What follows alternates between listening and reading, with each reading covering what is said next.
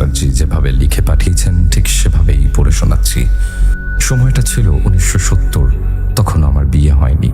আমি তখন 17 বছরের এক যুবতী, যার জন্য বাড়িতে তখনই সম্বন্ধ দেখা শুরু হয়ে গেছিল। যেহেতু আমি একটু স্পষ্টবাদী গোছের ছিলাম, কেউই আমায় ঠিক পছন্দ করতো না। এদিকে আশেপাশের লোকেরা আমার সাথে আমার পরিবারকেও খোঁটা দিত, তাই আমি বাড়িতে সেরকম থাকতাম না। বলে রাখি, আমার বাড়িতে থাকতাম বাবা, আমি, আমার 3 দাদা আর আমার এক বোন। মা মারা গিয়েছিলেন ছোটবেলায় এক দুর্ঘটনায়। সংসার চলত বাবার বডি বিল্ডিং আর জিমের টাকায়। বড়দা তখন টুকটাক টিউশন করতো। আমি প্রায় আমাদের বাড়ির পাশে দত্তপুকুরের পাশে বট গাছের ডালে, যেটা কিনা পুকুরের দিকে শুয়ে থাকা এক বিশাল ডাল, সেখানে বসে থাকতাম।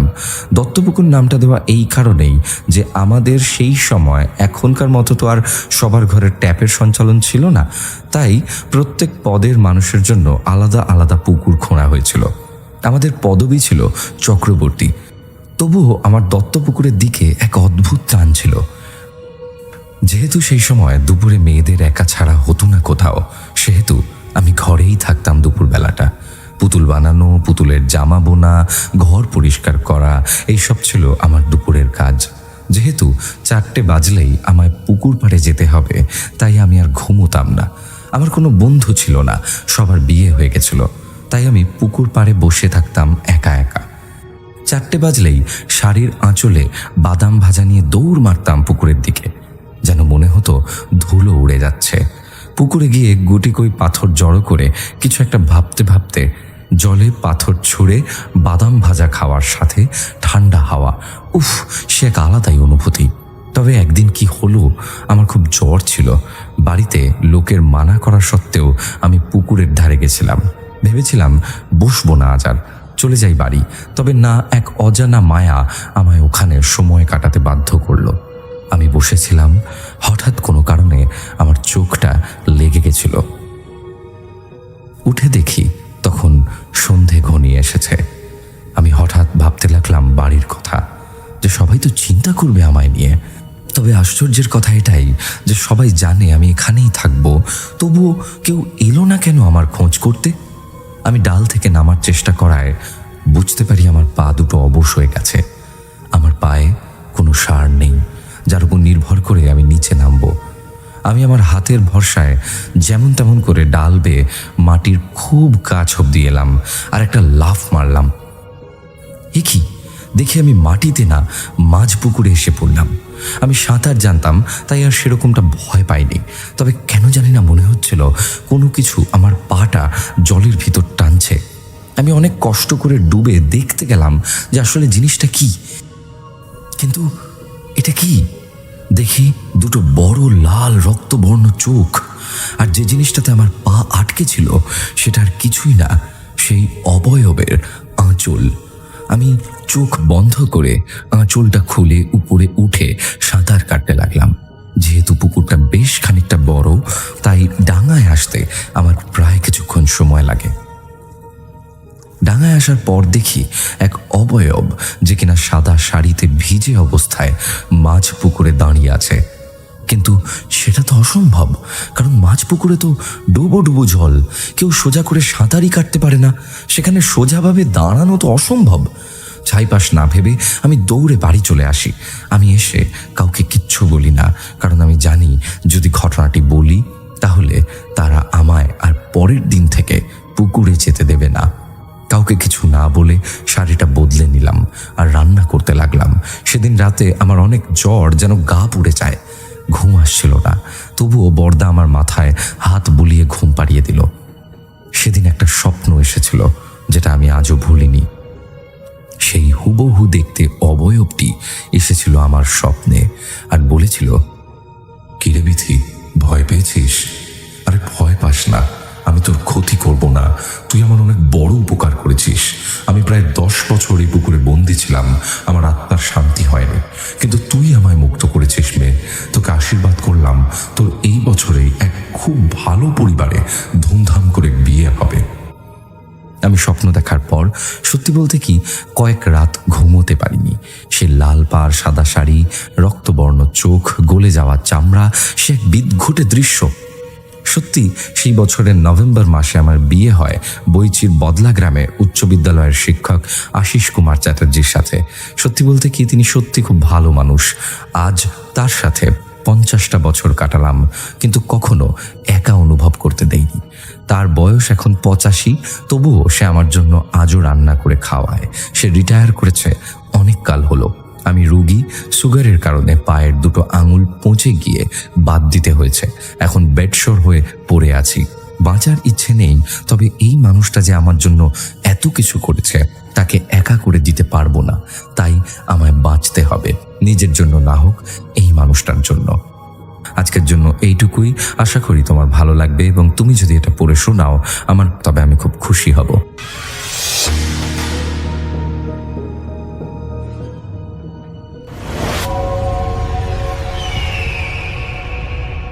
ঘটনাটি আমাদের সাথে শেয়ার করেছেন ফাহিম আজাদ শ্রীমঙ্গল থেকে। ফাহিমের নানি তখন খুবই ছোট, তার বড় বোনের বিয়ে হচ্ছিল। তো বিয়ের আয়োজন চলছে বাড়িতে, বেশ উৎসবমুখর পরিবেশ, মানুষজন বিভিন্ন কাজকর্ম করছে, পিঠা বানাচ্ছে, গান হচ্ছে, বাজনা হচ্ছে তাদের বাড়িতে, মানে বেশ উৎসবমুখর একটা পরিবেশ। তো একটা সময় বরপক্ষ এলো। তো বরপক্ষ আসতে আসতে তখন অলরেডি দুপুর গড়ায় গেছে, বিকালের দিকে বরপক্ষ এসে হাজির হলো। তো বিভিন্ন রকমের সেই গ্রামের আচার আয়োজন হচ্ছে। সেই সময় আরেকটু কনজারভেটিভ ছিল সবকিছু। তো যাই হোক, তারপরও বেশ আনন্দমুখর পরিবেশে বরকে বরণ করা হলো, এবং তারপরে বেশ অনেক রকম অনুষ্ঠান আচারের মাধ্যমে তারপর এখানে তাদের বিয়ে পড়ানো হলো। তো বিয়ে হয়ে গেছে, খাওয়া দাওয়া হয়েছে, বেশ অনেক দূর পর্যন্ত খাওয়া দাওয়ার আয়োজন হয়েছিল, দূরের মাঠ পর্যন্ত। অসংখ্য মানুষ, অনেক আতিথেয়তা, অনেক মেলামেশা, সবাই একটা বেশ উৎসবমুখর পরিবেশে ছিল। যাই হোক, এই সবকিছু শেষ করতে করতে সন্ধ্যা গড়িয়ে রাত হয়ে যায়, মানে আকাশের এই সূর্যের আলো মিলিয়ে যায়, অন্ধকার হয়ে যায়। এদিকে সেই নানির বাবা, মানে ফাহিমের যে নানি, তার বাবা, তিনি অস্থির হয়ে গেছেন, কারণ রাত হয়ে যাচ্ছে, তিনি মেয়েকে কিভাবে দেবেন।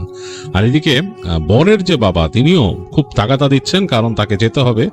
তো বাড়িতে আলোচনা শুরু হয়েছে, কানাঘুষা শুরু হয়েছে, রাতের বেলা এত দূর যাবে এই বরযাত্রী, এটা তো একটু ভয়ের, ডেঞ্জারাস, কারণ এই রাস্তা দিয়ে যাবে এবং ওই সময় অনেক জায়গায় ডাকাতও থাকতো।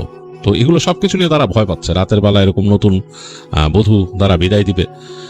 তো যাই হোক, একবার সেই কনের বাবা রিকোয়েস্ট করে বসলেন বরের বাবাকে যে আজকে আমাদের এখানে নলে থেকেই যান। তো তখন সেই বরের বাবা বললেন যে না, আমাদের এইটা কালচারে নাই, আমরা পারবো না, আমাদের যেতে হবে, রাত হইলেও যেতে হবে। তো যাই হোক, অবশেষে তারা সবকিছু গোছালেন। পালকি ছিল, সেই পালকিতে সেই নববধূকে উঠানো হলো, ফাহিমের সেই নানিকে উঠানো হলো, এবং সবকিছু গোছায় তাদের সাথে যে মিষ্টি টিষ্টি ছিল, মিঠাই, এগুলো সব তুলে দেওয়া হলো সেই পালকির ভেতরে। আরো জিনিসপত্র টুকিটাকি যা যা আছে আর কি মেয়ের, সেগুলো তুলে দেওয়া হলো। তো বরের বাবা 8 জন মানুষ নিয়ে আসছিল ওই পালকি বয়ে নেওয়ার জন্য, মানে 4 জন করে। তো তারা মোটামুটি রেডি হয়ে গেল, 4 জন, মানে এগুলা তারা অফ এন্ড অন যাওয়া আসা করবে, এবং এরাই তাদের পাহারা দিয়ে নেবে। মানে 4 জন যখন পালকি বইবে, বাকি 4 জন পাহারায় থাকবে, আশপাশ দিয়ে ঘিরে থাকবে, এবং এভাবে করেই আবার দেখা যাবে যে তাদের মধ্যে ডিউটি সুইচ হবে। তো এইভাবেই যাবে, এবং গ্রাম মোটামুটি, বরের যে গ্রাম সেটা মোটামুটি বেশ খানিকটা দূরেই এখান থেকে। তো ওইভাবে সব প্রিপারেশন হলো, বিদায়ের পালা হলো, বাড়িতে যেই আবেগঘন পরিবেশ হয় সেরকম হলো, কান্নাকাটি ইত্যাদি ইত্যাদি। তো তারপরে ফাহিমের নানিকে বিদায় দেওয়া হলো। তো বরপক্ষ রওনা দিচ্ছেন সেই পালকি নিয়ে, এবং হেঁটে যাচ্ছেন, এবং ফাহিমের সেই নানা, মানে নানির বড় বোনের হাজবেন্ড, তিনি সাথে সাথে যাচ্ছেন পালকির পাশে পাশে হেঁটে। তার বাবা আছেন সামনে, তিনি একটু মানে মৌলবী টাইপের মানুষ, তিনি সাথে করে তার হ্যারিকেন নিয়ে একদম সামনে সামনে যাচ্ছেন। তার সাহস অনেক বেশি, এবং তিনি হাতে একটা লাঠি নিয়েছেন, আর তার আশপাশ দিয়ে চলছে এই যে 4 জন বেহারা যারা এখন পাহারা দিচ্ছে, তারা ঘিরে চলছে পালকিকে, আর মাঝখানে পালকি, আর এই পালকি বয়ে নিয়ে যাচ্ছে আরো 4 জন। বেশ অন্যরকম একটা দৃশ্য, গ্রামের রাত। তখন আনুমানিক রাত 8টারও বেশি বাজে, আর গ্রামে সে সময় এটাই নিশুতি রাত, মানে রাত 8টা মানে সে 50-এর দশকে একদম নিশ্চিত রাত। গ্রামে বিদ্যুৎ ছিল না, কিচ্ছু ছিল না।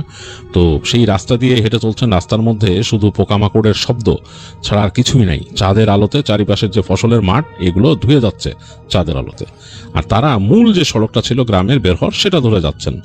তো মাঝে মাঝে এই যে পালকি যারা নিয়েছেন, তারা একটা হাঁক ছাড়ছেন ভেতর থেকে, এটাতে তাদের অনেকটা শক্তি রিগেইন হয়, বা এক ধরনের ইন্সপায়ার্ড তারা ফিল করেন। এভাবে যাচ্ছেন এই 4 জন যারা বইছেন পালকিটা, আর বাকিরা ঘিরে চলছেন। অনেকটা মানে মার্চ করে যাবার মতো একটা জিনিস।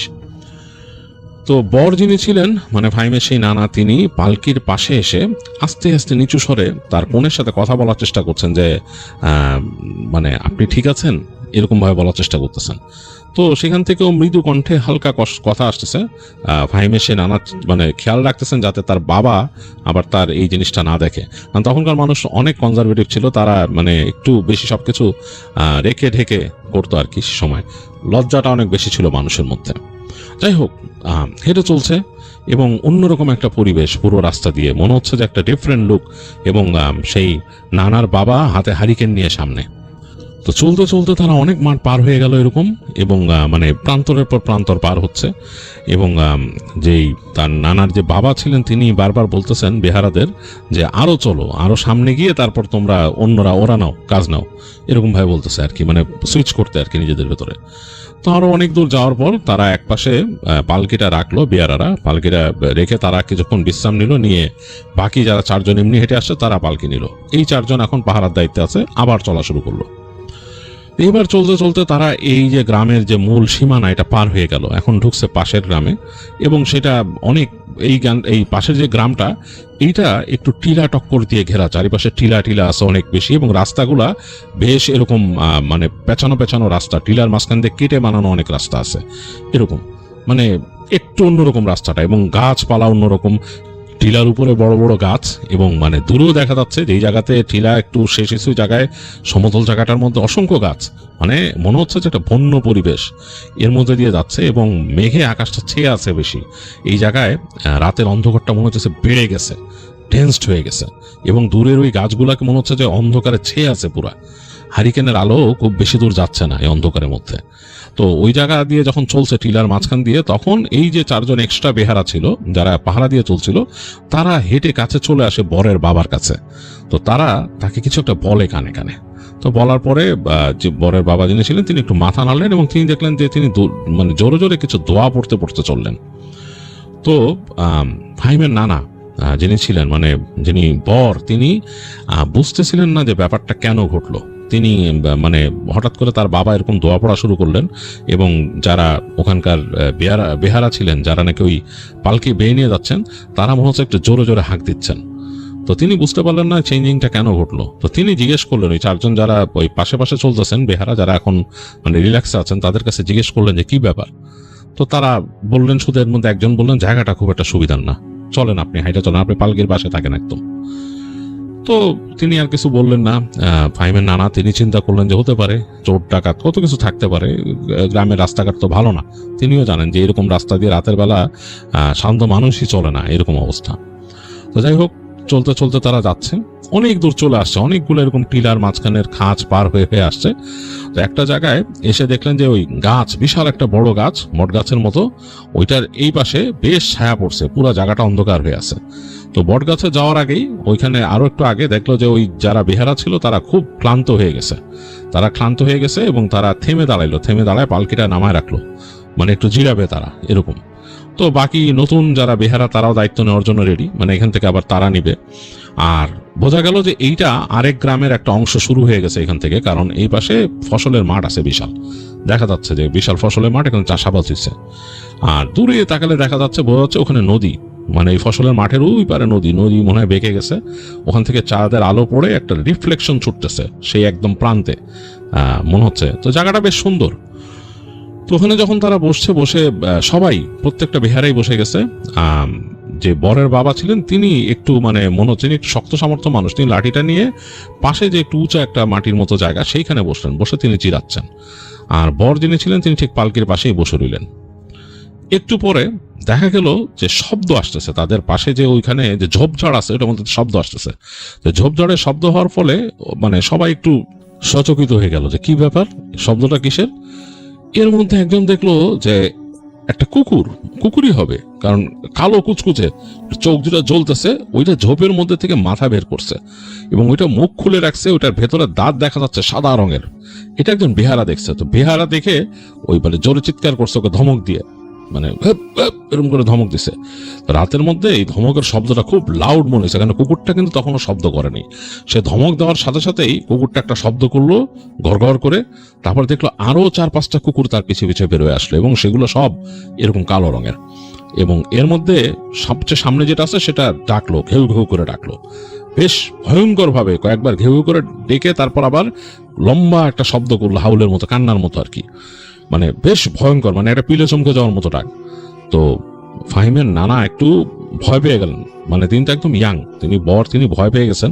তার নব্য বিবাহিতা স্ত্রী ওই ইসের মধ্যে বসা, পালকিতে বসা।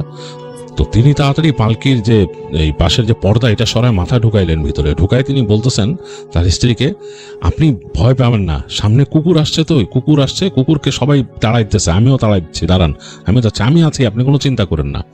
তো এটা বলাতে, তার বলার যে ভঙ্গি ছিল, এটাতে ফাহিমের নানি হেসে দিল, মনে হলো যে মানে পরিবেশটা হালকা হয়ে গেছে। তিনি হেসে দিল, তিনি বলল যে কুকুর তাড়াবেন? তো একটু লজ্জা পেয়েছে ফাহিমের নানা, তিনি বলল যে হ্যাঁ, আপনি বসেন, আপনি চিন্তা করেন না। বলে তিনি তাড়াতাড়ি তার মাথা বের করে ফেলেন এবং তাকায় দেখতেছেন যে বেহারারা কুকুরগুলাকে সরাচ্ছে, লাঠি দিয়ে এরকম বাড়ি দিতেছে। কুকুরগুলো একবারে চলে যাচ্ছে না, ওখানে মানে মানে একটু পিছায় যাচ্ছে আর প্রচন্ড শব্দে ডাকতেছে, ঘেউ ঘেউ করতেছে। পরিস্থিতি দেখে ওটা ভালো মনে হচ্ছে না, এবং ওখানে বেশ অনেকগুলো কুকুর, মানে একটা কুকুরের পাল ওইখানে। খুবই অবাক করা কাণ্ড, এখানে এগুলো কোত্থেকে আসছে, এবং কুকুরগুলো দেখে মনে হচ্ছে সবই কালো, ব্যাপারটা খুবই অন্যরকম। তো যাই হোক, ফাহিমের নানা পালকির পাশে দাঁড়ায় আছেন, তিনি যাচ্ছেন না ওখানে, মানে সামনে যাচ্ছেন না, যেহেতু তার স্ত্রী ভয় পাবেন তিনি বুঝতে পারছেন, তো তিনি ওখানে দাঁড়ায় আছেন। এদিকে এটা পরে শোনা যে ফাহিমের নানির কি হয়েছিল। তো তিনি নাকি ভিতরে বসে হঠাৎ শুনতেছিলেন পালকি চলতে চলতে, যে পালকি যখন থামছে বসেছিল, তো তিনি বুঝলেন যে এখন একটু রিল্যাক্স করতে হবে। তো তারও ওখানে বসে থেকে খুব অস্বস্তি লাগতেছিল, কারণ তিনি একটু দুরন্ত ছিলেন, বাড়িতে হাঁটা চলা করতেন, রান্না বাড়া করতেন, ঘরে খুব আদরের কন্যা ছিলেন পরিবারের, এবং মানে বাসায় মাথায় রাখতেন তিনি। তো তিনি এইখানে যে এই এতক্ষণ চুপচাপ বসে আছেন একটা পালকির মধ্যে, তার অসহ্য লাগতেছিল। আর তার নিজের কাছেও ফিলটা খারাপ লাগতেছিল যে মানুষের কাঁধে চড়ে চড়ে তিনি যাচ্ছেন, তার কাছে এটা অস্বস্তি লাগতেছিল। আবার অদ্ভুত একটা মায়াও ফিল করতেছিলেন তার নতুন বরের জন্য, যে এই বেচারা হেঁটে হেঁটে যাচ্ছে পুরো রাস্তা আর তিনি বসে আছেন। তো যাই হোক, এর মধ্যে যখন তাদেরকে রিল্যাক্স করতে দেয়, তিনি ভাবলেন যে এই একটু মানে বসলো আর কি, এই দুরুনিটা একটু থামছে। তিনি বসে একটু চিন্তা করতেছিলেন যে কখন পৌঁছাবে। এর মধ্যে এই কুকুরের ডাকাটাকি শুনলেন, আর তারপর তার বরের কথা শুনে তিনি বেশ মজা পেলেন, যে লোকটা খুব মজার, তাকে আপনি আপনি করে কথা বলতেছে। তখনকার সময় অবশ্যই এরকম সম্মান করতো মানুষকে, যারা একটু সভ্য সমাজে ছিল সবাই সবাইকে সম্মান করতো। তো তিনি মানে প্রথম পরিচয় যেহেতু আপনি বলতে এরকম, তো তিনি বেশ মজা পেয়েছেন ওনার কথা বলার ধরনে। যাই হোক, তো উনি যখন নাকি তার বর যখন মাথা বের করে ওদিকে চলে গেছে বাইরে, বুঝলেন যে বাইরে সে নজর দিতেছে, তো তখন তিনি একটু রিল্যাক্স ফিল করছেন আর কি, মনে মনে রিল্যাক্স ফিল করছেন।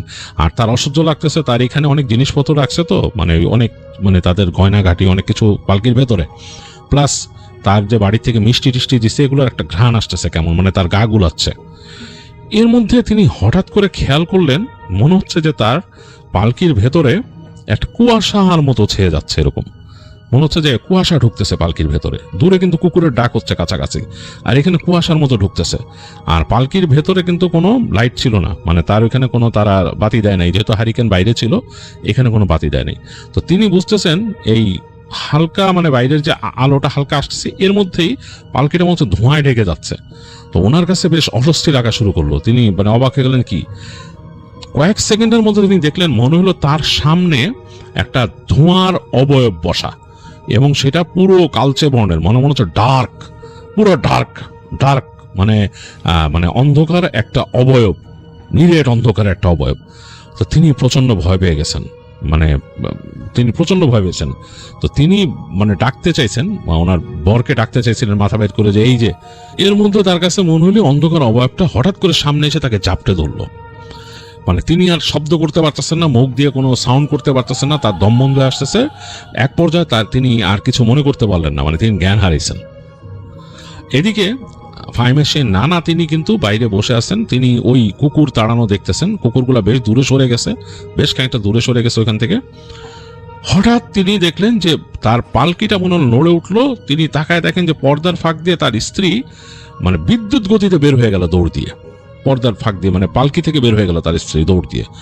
এবং দৌড় যে দিয়েছেন তিনি, এমন দৌড় দিয়েছেন তার মাথার যে এরকম মানে ওড়নার মতো দিয়ে রাখছিলেন সেটা পড়ে গেছে, এবং তিনি মানে এক লাফ দিয়ে পালকির পাশ থেকে রাস্তার মধ্যে নেমে গেছেন, রাস্তার থেকে দৌড় দিয়ে নেমে গেলেন খেতে।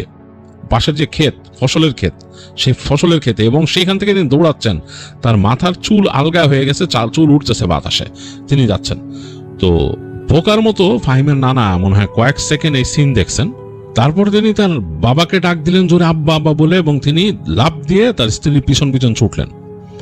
তো তার বাবা সামনে ছিলেন, তার ছেলের চিৎকার শুনে তার বাবা ফিরে তাকাইছেন পিছন দিকে ফিরে তাকায় দেখছেন যে তিনি এক সেকেন্ডে শুধু দেখলেন যে তার ছেলে লাফ দিয়ে যে ওই পাশের খেতে নেমে দৌড় দিল। তো তারপর তিনি দেখছেন দূর থেকে যে তার ছেলের বউ দৌড়ায় যাচ্ছে, এরকম চুল খোলা। তিনি তো আসলে মানে অনেক জ্ঞানী মানুষ ছিলেন, তিনি বুঝে নিলেন ঘটনা কি হয়েছে। তিনি সাথে সাথে বেয়ারাদের বললেন যে ওদের পিছনে যাও, এসব ছাড়ো, এদের পিছে যাও বললেন তিনি। এবং তিনি দুইজনকে শুধু রাখছেন ওনার সাথে, ওই বিষয়ে তার জিনিসপত্র যে আছে পালকিতে পাহারাইতে, ওখানে তো অনেক ওই সোনা দানা আছে, জিনিসপত্র আছে, বলছেন পাহারাইতে, আর বাকিদেরকে বলছে ওদের পিছে যাও। তো ফাহিমের নানা কিন্তু এত সাহসী মানুষ ছিলেন না, তিনি খুব শান্ত প্রকৃতির মানুষ ছিলেন, যে কোনো অ্যাডভেঞ্চারাস অ্যাক্টিভিটিস থেকে দূরে থাকতেন, মানে সেগুলো তিনি করতেন না। তার বাবার আড়তে গিয়ে তিনি হিসাব কিতাব দেখতেন, ঠান্ডা মতো থাকতেন, এবং এই যে অ্যাডভেঞ্চারাস জিনিসপত্র, খেলাধুলা, এগুলোর মতো তিনি ছিলেন না। কিন্তু আজকে তার নববিবাহিতা স্ত্রী যে দৌড় দিলেন, এইটা তিনি মানে দেখে তিনি ভয় পাইছেন, এবং তিনি স্ত্রীর সেফটির কথা চিন্তা করে তিনি কিন্তু কোনো কিছু না চিন্তা করে নেমে গেছেন সেখানে মাঠে খেতে, এবং জানেন যে কুকুরগুলো আছে ওইখানে, তো তিনি দৌড়াচ্ছেন। কিন্তু আশ্চর্যজনক ব্যাপার, তার স্ত্রী এত জোরে দৌড়াচ্ছে যে তিনি মানে তাল রাখতে পারতেছেন না। তিনি চিন্তা করতে পারতেছেন না যে একটা মেয়ে কিভাবে এত দৌড়ে দৌড়ায় যায়, এত ফাস্ট দৌড়ায়, ক্ষেতের মধ্যে দিয়ে দৌড়ায় যাচ্ছে তার স্ত্রী। আর তিনি আসলে এটা দিশা রাখতে পারতেছেন না, আইলের উপর দিয়েও যাচ্ছেন না, মানে একদম সরাসরি ক্ষেতের মধ্যে দিয়ে ফসলের মাঠটা টি করে পুরা মারায় চলে যাচ্ছে, এবং মনে হচ্ছে যে মানে খুব ফাস্ট।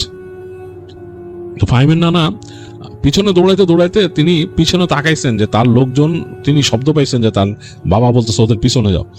তো তিনি তাকায় দেখলেন যে তার লোকরা আরো অনেক পিছনে, তার মানে উনি অনেক স্পিডে দৌড়াইতেছেন, আর তার স্ত্রী তার থেকে দ্বিগুণ স্পিডে দৌড়ায় যাচ্ছে, কারণ তিনি দেখতেছেন প্রতিনিয়ত তার সাথে দূরত্ব বেড়ে যাচ্ছে তার স্ত্রীর, এবং তিনি এটাতে হতাশ হয়ে যাচ্ছেন, কারণ তিনি মানে দম রাখতে পারতেছেন না, দম শেষ হয়ে যাচ্ছে। একটা মানুষ কতক্ষণ এইভাবে পারে? তো তিনি দৌড়াইতে একসময় তার পা মানে অসাড় হয়ে গেল, আর তার পা বেঁধেও গেল, তিনি ধপাস করে পড়লেন ওই ক্ষেতের মধ্যে, একদম ধুপ করে পড়ছেন, ব্যথাও পাইছেন, তার হাতে তারপর মুখে লাগছে এরকম। তো পড়ে রইলেন কিছুক্ষণ তিনি ওখানে শুয়ে দম নিতেছেন, মানে আর কিছু করতে পারছেন না, নাকে মাটির ঘ্রাণ আসতেছে, এই ফসলের ঘ্রাণ আসতেছে নাকের মধ্যে। তো পড়ে আছেন তিনি, কয়েক সেকেন্ড পড়ে আছেন, তারপর অনেক কষ্টে ওঠার চেষ্টা করতেন। এই সময় দেখলেন যে তার পেছনে লোকজন এসে পড়ছে, তো তারা এসে তাকে টেনে তুললো এখান থেকে। তো তোলার পর তিনি কিছুক্ষণ হাঁপাইলেন, তাকায় দেখতেছেন সামনে মানে কেউ নাই, তার স্ত্রী নাই সামনে। তো তিনি অবাক হয়ে গেলেন। তো তারাও বলতেছে, ওই যে যারা বেহারা ছিল তারা বললো যে উনি কিভাবে এরকম জোরে দৌড়াইলেন। তার মধ্যে দুইজন বলতেছে জিনে ধরছে ওনারে, জিনে ধরছে, তো কোনো প্রশ্নই আসে না এখান থেকে যাওয়ার। তো মানে এইভাবে কেমনে গেল? তো পিছনে দুইজন বলতেছে আমরা শুধু দেখলাম দূরে একটা ছোট এরকম বিন্দুর মতো এরকম চলে গেল, মনে হলো বাতাসে ভেসে চলে গেল ওখানে, এরকম ওই দিকে গেছে শেষের দিকে, একজন বলছে ওই দিকে গেছে। তো যাই হোক, তখন ফাহিমের নানা উঠে বললো যে আচ্ছা যাই চলেন। তো তিনিও আবারও দৌড়ানো শুরু করলেন আস্তে আস্তে, মানে খুব ফাস্ট দৌড়াচ্ছেন না, হাঁপাচ্ছেন, দৌড়াচ্ছেন, বলে আপনারা আমার পিছনে আসেন। আসলে তিনি চাচ্ছেন যে তিনি যদি দৌড়ে গিয়ে তার স্ত্রীকে দেখতে পান, তার স্ত্রী যেহেতু ওরাও বলছে যে ওখান থেকে ওনার জিনে ধরছে, তার কাছেও মনে হয়েছে যে সামথিং ইজ রং, মানে অতিপ্রাকৃত কিছু ঘটছে, তার স্ত্রী সমস্ত পজেসড হয়েছে। এটা যেহেতু তিনি গ্রামের ছেলে, তিনি তো জানেন যে এই ধরনের ব্যাপার স্যাপার ঘটে।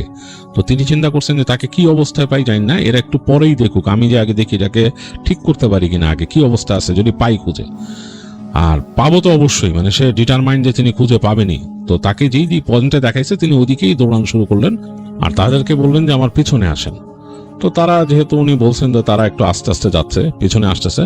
তো তিনি আবার জিজ্ঞেস করলেন একজনকে যে কোন জায়গায় যেতে দেখছেন, বললো ওই জায়গায়, হাত দিয়ে দেখাইছে।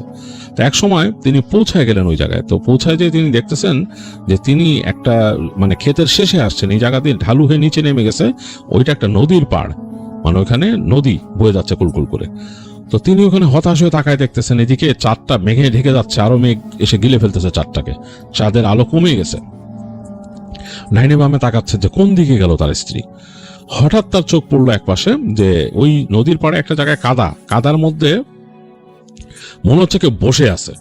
বসা মানুষ তিনি বুঝতেছেন, তিনি স্পষ্ট বুঝলেন যে এটাই তার ওয়াইফ, কারণ চুলগুলো ছেড়ে রাখছে, মানে চুল যে উঠতেছিল চুল ছাড়া, এবং শাড়ি বুঝতে পারছেন তিনি ওই মানে আবছা চাঁদের আলো তো কমে গেছে, যে বুঝতে পারছেন যে এটা বিয়ের শাড়িটা পরে এবং বসে আছে ওই কাদার মধ্যে বসে আছেন তিনি, এদিকে মুখ, তার দিকে মুখ করা। তো হালকা করে মাথাটা উঠায় একটু হেসে তাকে হাত দিয়ে এরকম ডাকতেছে। তো ফাহিমের নানা আস্তে আস্তে হেঁটে গেলেন কাছে। তো ওখান থেকে তিনি শুনতেছেন তার স্ত্রী তাকে বলতেছে যে কাছে আসো আনিস মিয়া, কাছে আসো। তো ওনার নাম আনিস ছিল, তো বলছে আনিস মিয়া কাছে আসো। তো তিনি বুঝতেছেন যে এইভাবে করে তো কোনোভাবেই ডাকার কথা না, আর তাকে এইভাবে তুমি তুমি করে সম্বোধন করবে না নতুন বউ। আর তিনি তার স্ত্রীর কণ্ঠ শুনছেন, কণ্ঠ অনেক মিষ্টি, এইভাবে করে কথা বলে না, কথাটা বলতেছে মনে হচ্ছে বুকের ভেতর থেকে কথা বলতেছে, একদম মানে দম ছেড়ে দিয়ে পুরা কণ্ঠের যতটা মানে ভারী ভাবটা নিয়ে আসতেছে এরকম। তো এইভাবে তো কথা বলে না। তিনি যে আবুজার বুঝে নিছেন যে তার স্ত্রীকে জিনে ধরছে, তাদের ওখানকার যেটা তারা জানতো যে জিনে ধরা। তো তিনি এটা বুঝতে পারছেন এবং তিনি যা দোয়া দরুদ শিখছিলেন ছোটবেলায় সেগুলো পড়তে পড়তে সামনে যাচ্ছেন। তো কাছে যখন গেছেন তখন তাকে ধমক দিলেন তার স্ত্রী, তারা বলছে এই দোয়া পড়ো স্ক্যান, তুই শুরু করলো। তো তিনি থমকায় গেছেন, ভয় পেয়েছেন, দেখলো যে বসার থেকে উঠে দাঁড়ালো তার স্ত্রী এবং তাকে বলতেছে হঠাৎ করে ঘাটটা এরকম বাঁকা করে বলছে আজকে তোরে কাদাতে চুবায় মারুম। বলে দেখলেন যে একটা লাফ দিয়ে মানে তার মানে যেখানে দাঁড়াইছিল সেখান থেকে মনে হলো মানে একটা লাফ দিয়ে তার সামনে আসলো এবং তাকে ধরে নিয়ে ফেলে দিল মাটিতে। তো ফাহিমের নানা মাটিতে পড়ছেন, তিনি যে জায়গাটা পড়ছেন ওই জায়গাটা অপেক্ষাকৃত নরম, মানে শক্ত জায়গায় না, এবং তিনি পড়ে গেলেন। তারপর তিনি দেখলেন যে তার স্ত্রী তার পা ধরে তাকে টেনে নিয়ে আসছেন কাদার মধ্যে। এত শক্তি কোত্থেকে আসলো? টেনে তাকে কাদায় এনে তাকে যেতে ধরছে মাঝখানে, মানে একদম মানে মাটির মধ্যে যেতে ধরছে। তো তিনি তার মুখ কাদার মধ্যে চলে যাচ্ছে, তিনি নিঃশ্বাস নিতে পারতেছেন না। তো এই সময় তিনি অস্পষ্টভাবে শুনলেন যে লোকজনের শব্দ ওইখান থেকে মানে আসতেছে, ওই যে তার যে বেহারাগুলো ছিল তারা নেমে আসতেছে, তারা হয়তো তাকে বাঁচানোর জন্য আসবে। তো তিনি তখন অবচেতন মনে চিন্তা করলেন যে এরা থামাইতে গেলে তো তারা মানে মামার স্ত্রীকে ধরবে, তো তিনি সেটা চান না যে তার স্ত্রীকে ধরুক কেউ। তো তিনি মানে সে মানে খুব মনে মনে খুব শক্তি নিয়ে এবং মানে আল্লাহর কাছে প্রার্থনা করে মাথা জোরে তুললেন ওখান থেকে, কাদার ভেতর থেকে জান জীবন দিয়ে মাথা তুলে ফেললেন। মাথা তুলে তিনি তার স্ত্রীকে মানে সরাই দিলেন ওখান থেকে, সরাই দিয়ে সবাইকে বলে এই দূরে দাঁড়ান বলে তিনি তার স্ত্রীকে চেপে ধরছেন। তার স্ত্রীর গায়ে প্রচন্ড শক্তি, তার থেকে ছুটে যাওয়ার চেষ্টা করতেছে। এখন তিনি তখন স্ত্রীকে চেপে ধরে তিনি একটা সূরা পড়া শুরু করলেন। তো তিনি যখন পড়তেছেন তার স্ত্রী ছটফট করতেছে, মনে তার হাত থেকে ছুটে যাবে। এক পর্যায়ে মনে হলো যে তার স্ত্রী বাতাসে উড়ে যাবে, এরকম মানে উড়ে যাবে। তো তিনি তার দুইটা পা টেনে ধরলেন। এরকম খুবই আশ্চর্যজনক ব্যাপার যে একটা মানুষ বাতাসে উড়ে যাবে এরকম একটা অবস্থা। তিনি দুই পা টেনে ধরছেন, নিজে টেনে ধরলেন এবং সবাইকে বললেন যে আমাকে চাপটায় ধরেন, বেহারাদেরকে বললো। তো তারা তাকে জাপটায় ধরলো। তো তিনি প্রাণপণ শক্তি দিয়ে ধরে রাখছেন পা। একটু পরে দেখলেন যে ওই তার স্ত্রী ধাপ করে পড়ে গেল, কাদার মধ্যে পড়ে গেল, জ্ঞান হারাইলো। তো যাই হোক তিনি স্ত্রীকে উঁচা করে ধরলেন, হাঁপাচ্ছেন, কাদা সারা শরীরে মাখামাখি। বেহারারা তাকে ঘিরে ধরলো এবং তারা সবাই মিলে ফেরত আসলো পালকির কাছে। দেখলো যে ওই জায়গায় তার বাবা দাঁড়ায় আছেন, সাথে আরো দুজন বেহারা নিয়ে, এবং তাদের ওই জায়গায় কোনো কুকুর টুকুর আর আসে নাই। তো তার বাবাকে তিনি বললেন যে এরকম জিনে ধরছে। তো তার বাবা বললো তাড়াতাড়ি নিয়ে চলো, তুমিও পালকিতে উঠে বসো। তো তিনিও আর কোনো কথা বললেন না, তার মানে স্ত্রীকে নিয়ে তিনি পালকিতে উঠে গেলেন এবং পালকিতে উঠে তিনি স্ত্রীর মানে এরকম দুই পা এইভাবে করে চেপে ধরে রাখলেন আস্তে করে, যে কখন আবার ছুটে ওইখানে পালকির থেকে মানে লাফ টাফ না দেয় এরকম, কারণ তারা বুঝছেন, তারা গ্রামে জানতেন যে এরকম কি হয়। তো যাই হোক যাচ্ছেন, বেহারারা দ্রুত হেঁটে যাচ্ছেন এবং বাকি বেহারারাও এখন মানে কাজে লাগছে, তারাও পালকির অংশ ধরছে, বিভিন্ন ধরে যাচ্ছে, তাড়াতাড়ি ছুটে চলতেছে পালকি। তো অনেক দূর চলে আসছে। এই সময় তিনি শুনলেন তার স্ত্রী ওখান থেকে শুয়ে শুয়ে বলতেছেন তারে গলার ভেতর থেকে কেমন একটা ভারী শব্দ দিয়ে, যেটা তিনি কখনো কল্পনাও করেনি। বলছে আনিস মিয়া, আজকে তোমার খবর আছে, তোমার দাদা আমারে ছুটাইছিল, আজকে তোরে শেষ করে দিমু, তোর বউরেও শেষ করে দিমু।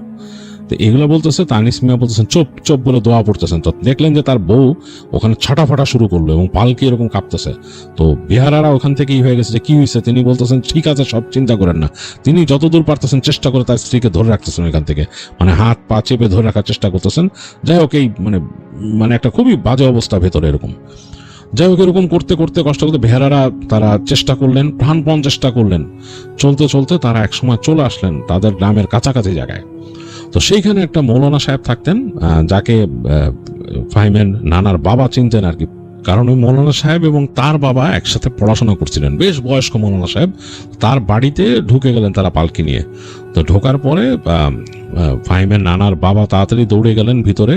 ভিতরে যে জোরে যে দরজা নক, তখন তো অলরেডি রাত দুপুর, মানুষজন ঘুমায় আছে গ্রামে।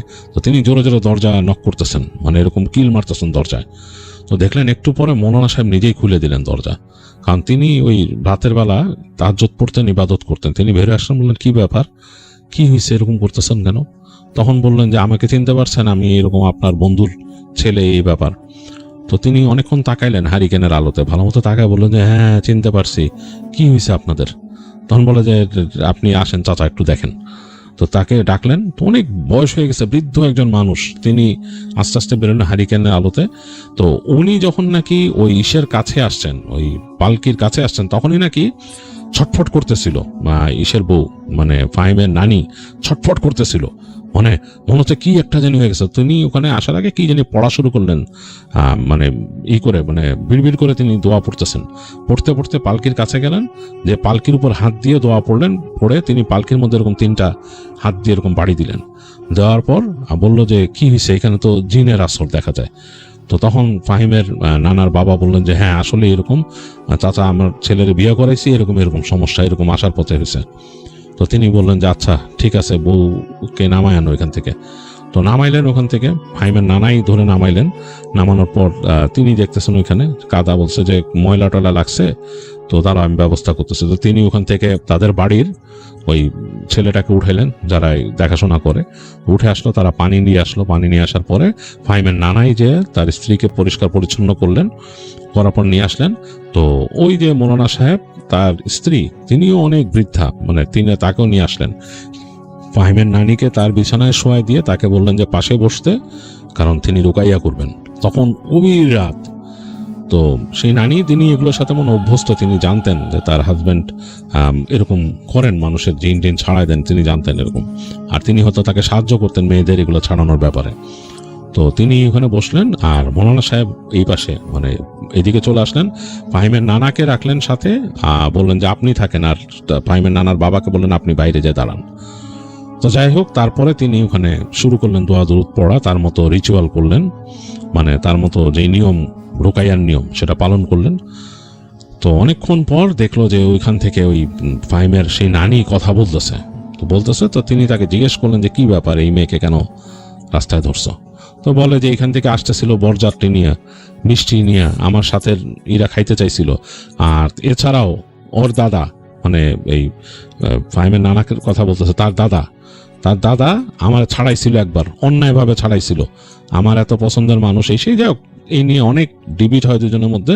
মূল কথা হচ্ছে ফাহিমের নানার দাদা, তিনি একটা জিনকে ছাড়াইছিলেন একজনের উপর থেকে, এবং তিনি মানে সেই জিনকে বন্দি করে রাখছিলেন একটা মাটির কলসির মধ্যে।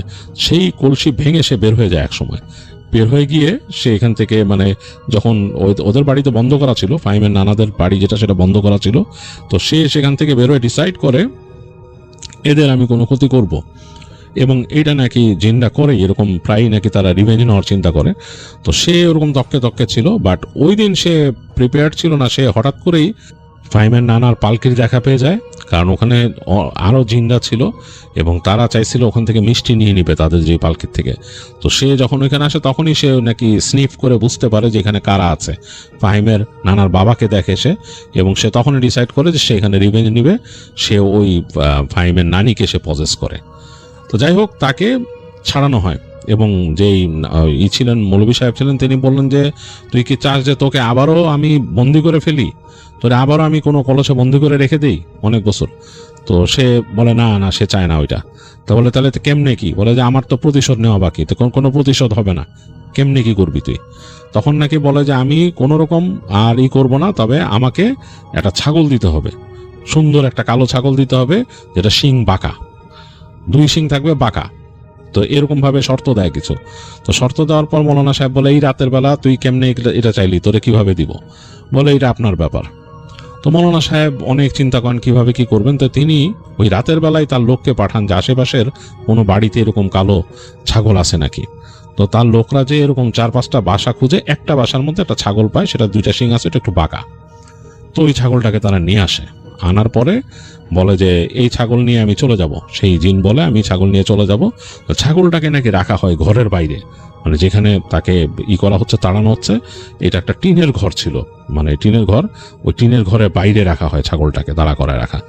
তো সবাই দেখে, ওই ফাহিমের নানার বাবা তিনিও দেখেন, এবং ফাহিমের নানা ঘরের ভিতর থেকে দেখতেছিল যে মোনা সাহেব যখন নাকি তাকে ঝাড়লো, তার মতো তিনি কাজ করলেন, করার পর নাকি ওই একটা ঝাঁকি দিয়ে, যে ফাহিমের নানি ছিল, একটা ঝাঁকি দিয়ে তিনি মানে একদম এলায় পড়ছেন, নেতায় গেছেন।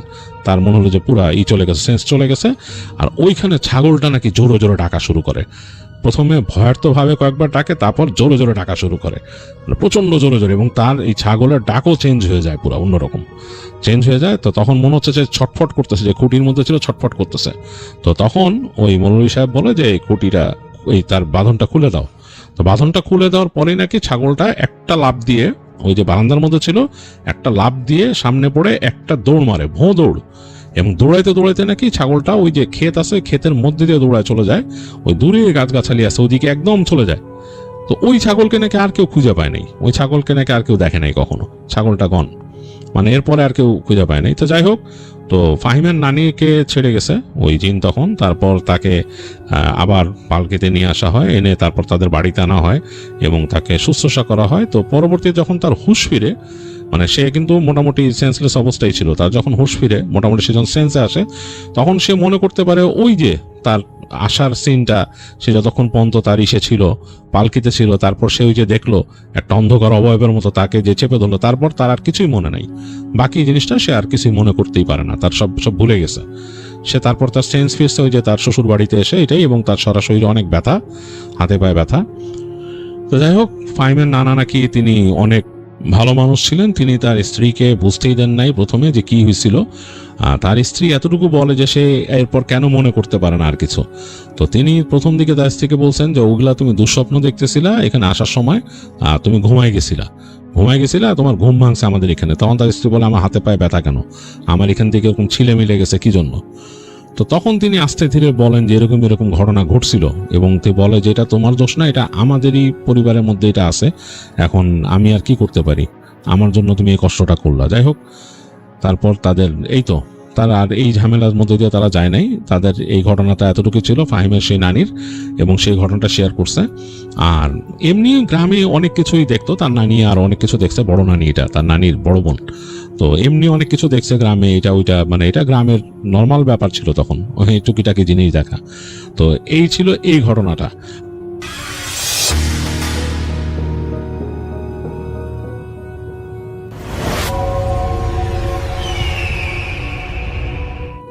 গল্পটি আমি জেনেছি আমার বড় ভাইয়ের বন্ধুর কাছ থেকে। তার বন্ধু জাহানের আম্মু প্রায় অসুস্থ থাকায় গত জানুয়ারি মাসে জাহান ও তার পরিবার জাহানের আম্মুকে নিয়ে ইন্ডিয়ার উদ্দেশ্যে যান চিকিৎসা করানোর উদ্দেশ্যে। চিকিৎসা করতে যাওয়ার কিছুদিন পরে জাহান তার মামাতো ভাইয়ের সাথে কলকাতার কোনো এক জায়গায় ঘুরতে যাবে বলে মনস্থির করে। একদিন কলকাতা শহরে এক রাতে জাহান তার মামাতো ভাইয়ের সাথে একটি মসজিদ থেকে নামাজ পড়ে ফিরছিল। বাসায় ফেরার আগে চায়ের দোকানে বসে জাহান ও জাহানের মামাতো ভাই হুজুরের সাথে তার মায়ের অসুস্থতার ব্যাপার নিয়ে কথা বলছিল। এমন সময় মোটামুটি বয়স্ক এক ব্যক্তি জাহানকে দেখে বললেন, বেটা, তোমার মায়ের কোনো সমস্যা নেই, মানে শয়তানি কিছু নেই, সুস্থ হয়ে যাবেন উনি, চিন্তা করিস না। একটু অবাক হলো ওখানের সবাই, এবং সে ব্যক্তিকে তার পরিচয় জিজ্ঞেস করলো। লোকটা কথায় কথায় নিজের জীবনের দুর্বিষহ এক কাহিনী জাহানের সাথে শেয়ার করে। জাহান আমাকে জানায় যে কলকাতায় আমাদের ভার্সিটির অনেক বন্ধু নাকি রয়েছেন।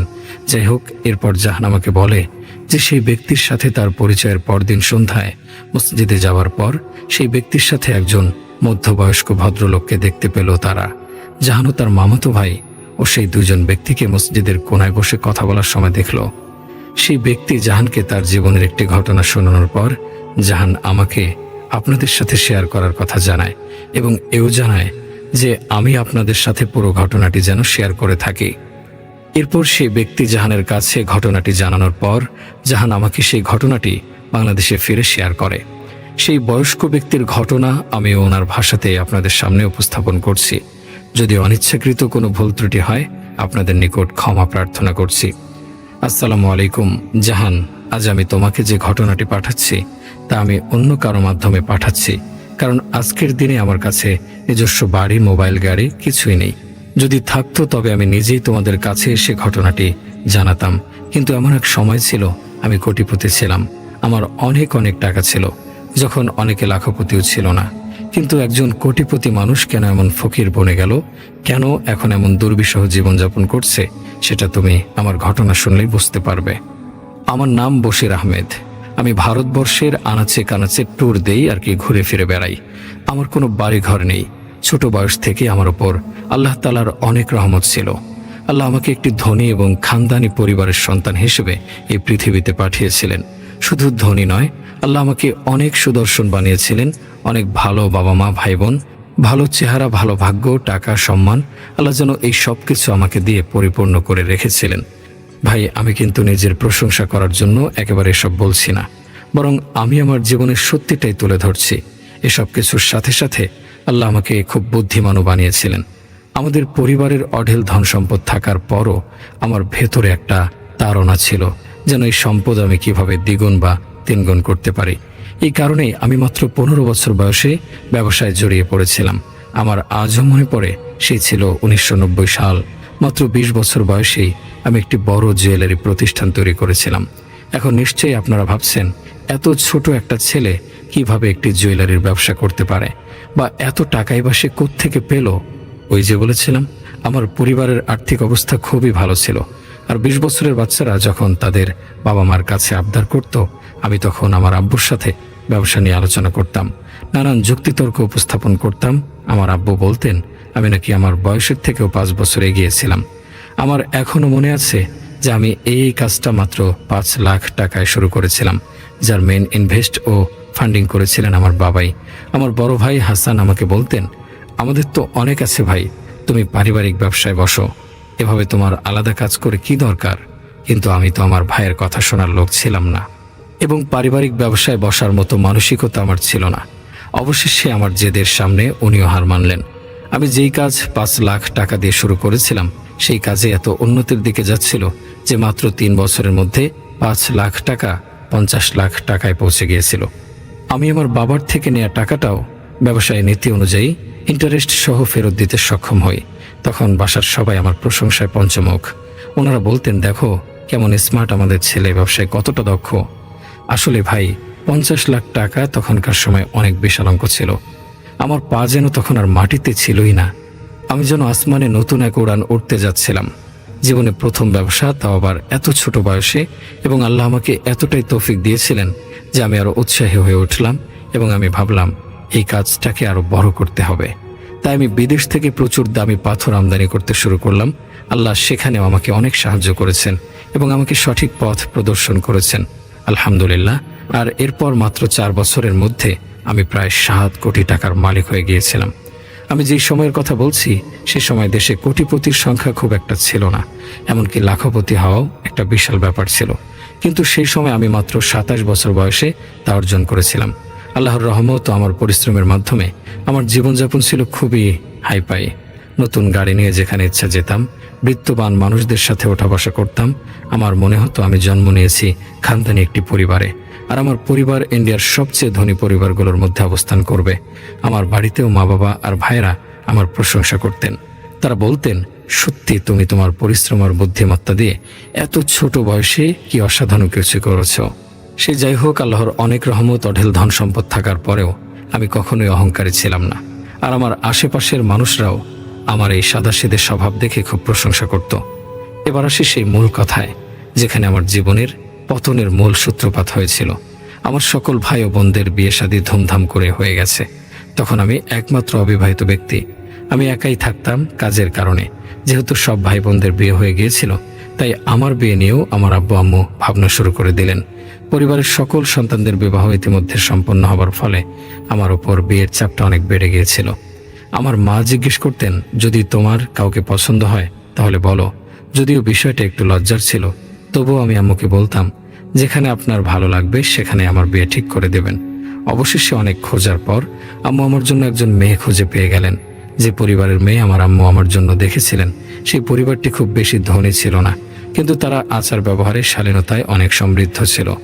আর এটাই আমার আম্মুর পছন্দ হয়েছিল। পরিবারটি খুব বেশি ধনী ছিল না বললে আসলে ভুলই হবে। আসলে তাদের সত্যি বলতে তেমন কিছু ছিল না, বরং ওনারা খুব অভাবেই দিন কাটাচ্ছিলেন। হয়তো আম্মু এই কারণেই তাদের পছন্দ করেছিলেন। আমার আশেপাশের মানুষ, পাড়া প্রতিবেশী, এমনকি আমার দাদা দাদিও আমার আম্মুকে বলতে লাগলেন যে কোনো সম্পর্কই অবশ্যই কুফু মিলিয়ে করতে গিয়ে, কুফু হচ্ছে একই পরিবার, যে ধরনের দিক থেকে মিল থাকে সেটা, এরকম একটা পরিবারে কেন যাচ্ছ? কিন্তু আম্মুর কথা, আমাদের কাছে শালীনতা ও আচার আচরণ বেশি গুরুত্বপূর্ণ। টাকা পয়সার তো আমাদের দরকার নেই, আল্লাহর দয়ায় অনেক আছে আলহামদুলিল্লাহ। আম্মুর কথা মতো আমার বিয়ের দিন চলে এলো। আমার সেই সময়ে সবচেয়ে দামি গাড়িগুলো ছিল, কারণ ছোট থেকেই বড় বড় গাড়ির প্রতি আমার প্রচণ্ড উইকনেস কাজ করত।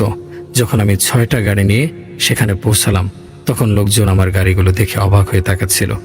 বিয়ের অনুষ্ঠানে থাকা প্রতিটি মানুষ ওই মেয়েটির কথা বলছিল যে মেয়েটা আমার মতো একজন ধনী স্বামী পেয়েছে। তবে আমি নিজেও অনুভব করেছিলাম যে আম্মুকে আমার জন্য অন্তত আরেকটু ভালো জায়গায় সম্পর্ক করা উচিত ছিল। কিন্তু সে সময়টা এমনই ছিল, ছেলেমেয়েরা খুব একটা কথা বলতো না, বিশেষ করে বিয়ের ব্যাপারে। আর মা বাবার প্রতিটি নির্দেশ মাথা নত করে শুনত। এতক্ষণ আমি নিজেও নিজের পরিবারের যে বর্ণনাগুলো দিলাম, সেগুলো শুনে হয়তো আপনারা অনেকে বিরক্ত হচ্ছেন, কিন্তু আমি সত্যি বলছি। পরবর্তী অধ্যায় শোনার জন্য এসব বলা সত্যি জরুরি। তবু আমি এত কিছু বলার জন্য ক্ষমা চেয়ে নিচ্ছি। আমার বিয়েটা হয়ে গেল সেদিন, কিন্তু বিয়ের পর বুঝলাম যাদেরকে আমার মা খুব ভালো মনের মানুষ বলে মনে করেছিলেন, আসলে তারা মোটেও তেমন ভালো মানুষ ছিলেন না, বরং ওনারা ছিলেন এক জাদুকরী পরিবার। আপনারা নিশ্চয়ই ভাবছেন ওনারা যে জাদুকরীর পরিবার সেটা আমি কিভাবে জানলাম। আসলে ঘটনা হলো যে বিয়ে পড়ানোর পর আমি আমার স্ত্রীকে আমার হাতে পরা ঘড়ি দিয়ে বললাম, এই ঘড়িটা তোমার ব্যাগে রেখে দাও, আমি বাড়ি গিয়ে নেব। এরপর থেকে সেদিন সেই ঘড়িটি আমার স্ত্রীর কাছেই ছিল। যখন আমরা বাড়িতে ফিরলাম তখন আমার স্ত্রী কাপড় বদলাতে ওয়াশরুমে গেল। ঘড়িটা বের করার জন্য আমি তার ব্যাগ খুললাম। যখন আমি তার ব্যাগ খুললাম তখন সেখানে কিছু অদ্ভুত ধরনের তাবিজ পেলাম। তাবিজগুলোর সাথে আরও ছিল 4-5টা কাগজ, যেগুলোর উপর আমার নাম লেখা ছিল, আর বাকি 4টি কোণে লেখা ছিল কিছু আমি যেটা বুঝতে পারছিলাম না। বিশ্বাস করো ভাই, তখন পর্যন্ত আমি কোনো জিন বা জাদুর সঙ্গে পরিচিত ছিলাম না, আর এসব সম্পর্কে কিছু আমার জানা ছিল না। আমার কেন, আমার পরিবারের কারো জীবনে তখন পর্যন্ত জিন বা জাদুর সাথে কোনো সম্পর্ক ছিল না।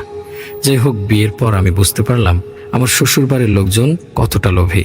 বিয়ের কিছুদিন পর পর আমার শাশুড়ি আমার দোকানে আসতো এবং কোনো না কোনোভাবে একটি ভারী গহনার সেট নিয়ে চলে যেত। উনি গহনা নিয়ে চলে যাওয়ার আগে বলতেন যে আমি কিছুদিনের মধ্যে টাকা দিয়ে দেব, কিন্তু ভাই সেই টাকা আর কোনো দিনই নিয়ে আসতো না। প্রথম দিকে আমি কিছু বলিনি, কিন্তু যখন ধীরে ধীরে এই ঘটনাগুলো বাড়তে শুরু করলো, আমি একদিন আমার স্ত্রীর কাছে গিয়ে স্বাভাবিকভাবেই বললাম যে শোনো, তোমার মাকে একটু বুঝিয়ে বলো, এগুলো কি ঠিক? এটা তো আমার ব্যবসা, তাই না? এভাবে যদি চলতে থাকে তাহলে তো আস্তে আস্তে আমাদের বড় ধরনের ক্ষতি হয়ে যাবে। উনি প্রায় 4-5 দিন পর পর সে দামি দামি গহনার সেট নিয়ে চলে যান, আর টাকা পয়সা দেবেন বলেও দেন না। তুমি ওনাকে একটু বিষয়টা বুঝিয়ে বলো।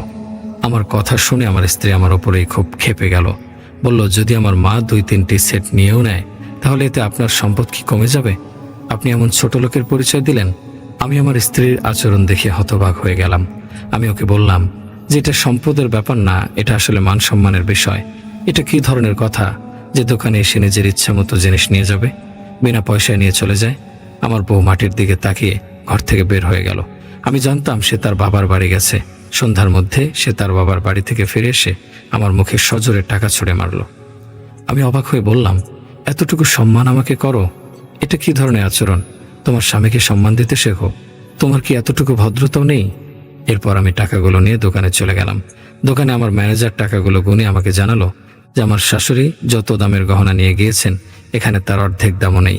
আমি বাড়ি ফিরে আমার বউকে বললাম, তুমি যে টাকাটা আমার মুখে ছুঁড়ে মারলে, কিভাবে মারলে? এখানে তো অর্ধেক দামও নেই। তোমার মা তো আমার কাছ থেকে আরো বেশি টাকার জিনিস নিয়ে গেছে। সে আমার দিকে তাকিয়ে বিরক্তি নিয়ে বলল, আধা টাকা তো পেয়েছো, বাকিটাও নাকি সময় মতো পেয়ে যাব। আমার নাকি এত উত্তেজিত হওয়ার কিছু নেই। এই বলে ঘর থেকে বেরিয়ে যাওয়ার আগে সে বলল, আমরা তো ভিখিরি নই যে তোমার টাকায় আমাদের চলতে হবে। আমার বউয়ের এরকম কথায় আমি খুব বিরক্ত হচ্ছিলাম, কারণ একে তো এভাবে জিনিস নিয়ে যাচ্ছে, টাকা দিচ্ছে না, তার উপর আবার বড় বড় কথা বলছে। যদি ওনারা সরাসরি আমার কাছে টাকা চাইতো বা গহনা চাইতো, আমি অবশ্যই দিতে রাজি হতাম, কিন্তু যেভাবে আমার সাথে প্রতারণা হচ্ছে তাতে আমি খুবই সমস্যায় পড়ে গেছি। কিছুদিন পরের কথা, আমার স্ত্রী তার বাবার বাড়ি থেকে ফিরে এলো। তার হাতে লাড্ডুর একটা বক্স ছিল। লাড্ডুর বক্স আমার দিকে এগিয়ে দিয়ে সে বলল, আম্মু তোমার জন্য পাঠিয়েছে। আমার ছোট বোনের বিয়ে ঠিক হয়ে গেছে। আমি তাকে বললাম, মাশাআল্লাহ, তোমাদেরকে অনেক অনেক অভিনন্দন, শুভেচ্ছা।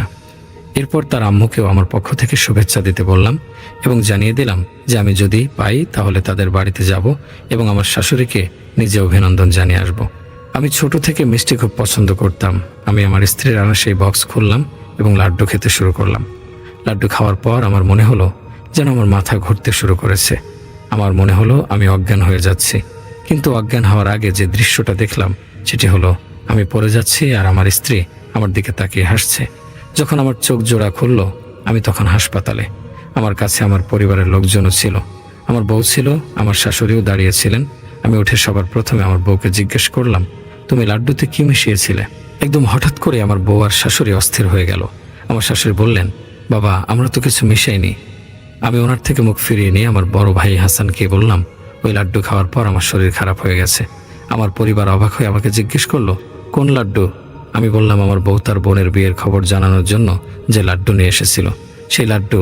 আমার কথা শুনে আমার বউ আর শাশুড়িকে অনেক বেশি চিন্তিত লাগছিল। আমার শাশুড়ি বলছিলেন, কি বলছো বাবা? আমরা তো খুশিতে লাড্ডু পাঠিয়েছিলাম, তো এতে কি কিছু মেশাতে হবে? তোমরা ডাক্তারের কাছে জিজ্ঞেস করো, তাহলে আমরা লাড্ডুতে কিছু মিশিয়েছি কিনা ওরাই বলবেন। আমার ভাই ডাক্তারের কাছে গেলেন। যখন তারা ডাক্তারের কাছে এ ব্যাপারে জিজ্ঞেস করলেন যে আমাকে বিষ বা অন্য কিছু দেওয়া হয়েছে কিনা, ডাক্তার উত্তরে বললেন, না, এমন কিছু নয়, শুধু তার ব্লাড প্রেশারটা লো হয়ে গিয়েছিল, এই কারণে অজ্ঞান হয়ে গিয়েছেন। এখন ডাক্তারও এই ব্যাপারে নিশ্চিত করেছিলেন যে কোনো বিষ জাতীয় কিছু দেওয়া হয়নি। ডাক্তার তো নিজের জায়গা থেকে সঠিক কথাই বলেছিলেন, কারণ বিষ নয়, বরং আমার উপরে জাদু করা হয়েছিল, যা মেডিকেল রিপোর্টে ধরা পড়া অসম্ভব। এরপর দিন আমার শরীর খুবই ভারী হয়ে যেতে লাগলো। আমি দোকানেও প্রতিদিন যেতে পারতাম না। আমার দোকানের ম্যানেজার প্রতিদিন এসে বলতো, ভাইজান, আপনার শাশুড়ি এসেছিলেন, 2টো সেট নিয়ে গেছেন। ম্যানেজারের কথাগুলো আমি শুনতাম, কিন্তু আমি জানি না কেন কিছুই বলতে পারতাম না। একেবারে চুপ হয়ে যেতাম, না স্ত্রীকে কিছু জিজ্ঞেস করতাম, না ম্যানেজারকে কিছু বলতাম। শুধু এতটুকুই বলতাম, নিয়ে গেছে, যাক, পরে আসলে আবার দিয়ে দিও। আমার মনে আছে ওই ম্যানেজার আমার দিকে অদ্ভুত চোখে তাকিয়ে দেখতো আর মনে মনে বলতো, তোর মাথা ঠিক আছে তো ভাই? টাকা মনে হয় তোর গাছে ধরে। আমি প্রায়ই আমার শ্বশুর বাড়ি যেতাম, কিন্তু শ্বশুর বাড়িতে আমি কেন যেতাম সেটা আমি জানি না। মনে হচ্ছিল আমি যেন একটা রোবট হয়ে গেছি, শুধু ঘরে পড়ে থাকি আর ছাদের দিকে তাকিয়ে থাকি, আর সময় পেলেই শ্বশুর বাড়ি চলে যাই। সারাদিন সেখানে থাকতে আমার ভালো লাগতো। আমার চেহারা আর জীবনযাত্রা দেখে আমার ভাইয়েরও চিন্তিত হয়ে পড়েছিলেন। মা আমাকে বুঝিয়ে সুঝিয়ে বলতেন, বাবা, তোমার কি হয়েছে? নিজেকে সামলাও, দেখো তো ফাটা কাপড় পরে ঘুরছো। আমি শুধু শুনতাম, কিন্তু আমি তাদের প্রশ্নের কোনো উত্তর দিতে পারছিলাম না। এভাবে জীবন চলে যাচ্ছিল, আর আমার বিয়েরও 2 বছর হয়ে গেছে। আল্লাহর রহমতে আমার টুইন বাচ্চা জন্ম নিয়েছে। আমি তাদের জন্য পাগল ছিলাম। নিজের যে কোনো কিছুর থেকে তাদের 2 বোনকে আমি সব থেকে বেশি ভালোবাসি। কিন্তু আমার স্ত্রী সন্তান প্রাপ্তিতে একদমই খুশি না। তার আচরণ দেখে মনে হতো সে বাচ্চা চায়নি কখনো। কখনো বাচ্চা হওয়ার পর সে প্রায় 2 মাস করে নিজের বাপের বাড়িতে চলে যেতে শুরু করলো এবং বাচ্চাদের নিয়ে সেখানে থেকে যায়। সে জানতো আমি আমার বাচ্চাদের কতটা ভালোবাসি, তাদের ছাড়া আমি একদিনও থাকতে পারবো না। কিন্তু সে জেনেও আমাকে বিরক্ত করার জন্য মায়ের বাড়িতে বসে থাকতো। যদিও আমার শাশুড়ির আমার দোকান থেকে গহনা কিনে নিয়ে যাওয়ার ব্যাপারটা এখনও চলছিল। একদিন আমি খবর পেলাম আমার দোকানে এক কারিগর দোকান থেকে 1 লাখ টাকার গহনা নিয়ে পালিয়ে গেছে। এই কারিগরটি সেই ছিল যে প্রতিদিন আমার ম্যানেজারকে হিসাব দিত। আমার দোকানের স্টাফদের আমি এমনভাবেই বলে রেখেছিলাম যে আমি না থাকলে পুরো দোকানটা তাদের হাতেই থাকতো। এটা আমার ব্যবসার জন্য খুবই খারাপ একটা সিদ্ধান্ত ছিল। আমার দোকানে না যাওয়ার কারণে কাজ স্লো হয়ে গেল। তার উপর ছেলেগুলো সুযোগ পেল, নিজেদের ইচ্ছে মতো চলতে লাগলো। মাঝে মাঝে তো দোকান দুপুর পর্যন্ত বন্ধই থাকতো। এখন আবার ওই কর্মচারী চুরি করে পালিয়ে গেছে। চুরির পর আমার পরিবার আমাকে বুঝিয়ে বলল, রিয়াদ, তুই দোকানে যা, একটু সময় দে। তোর বিয়ে হয়ে গেছে, কিন্তু তুই কেন এমন হয়ে গেছিস?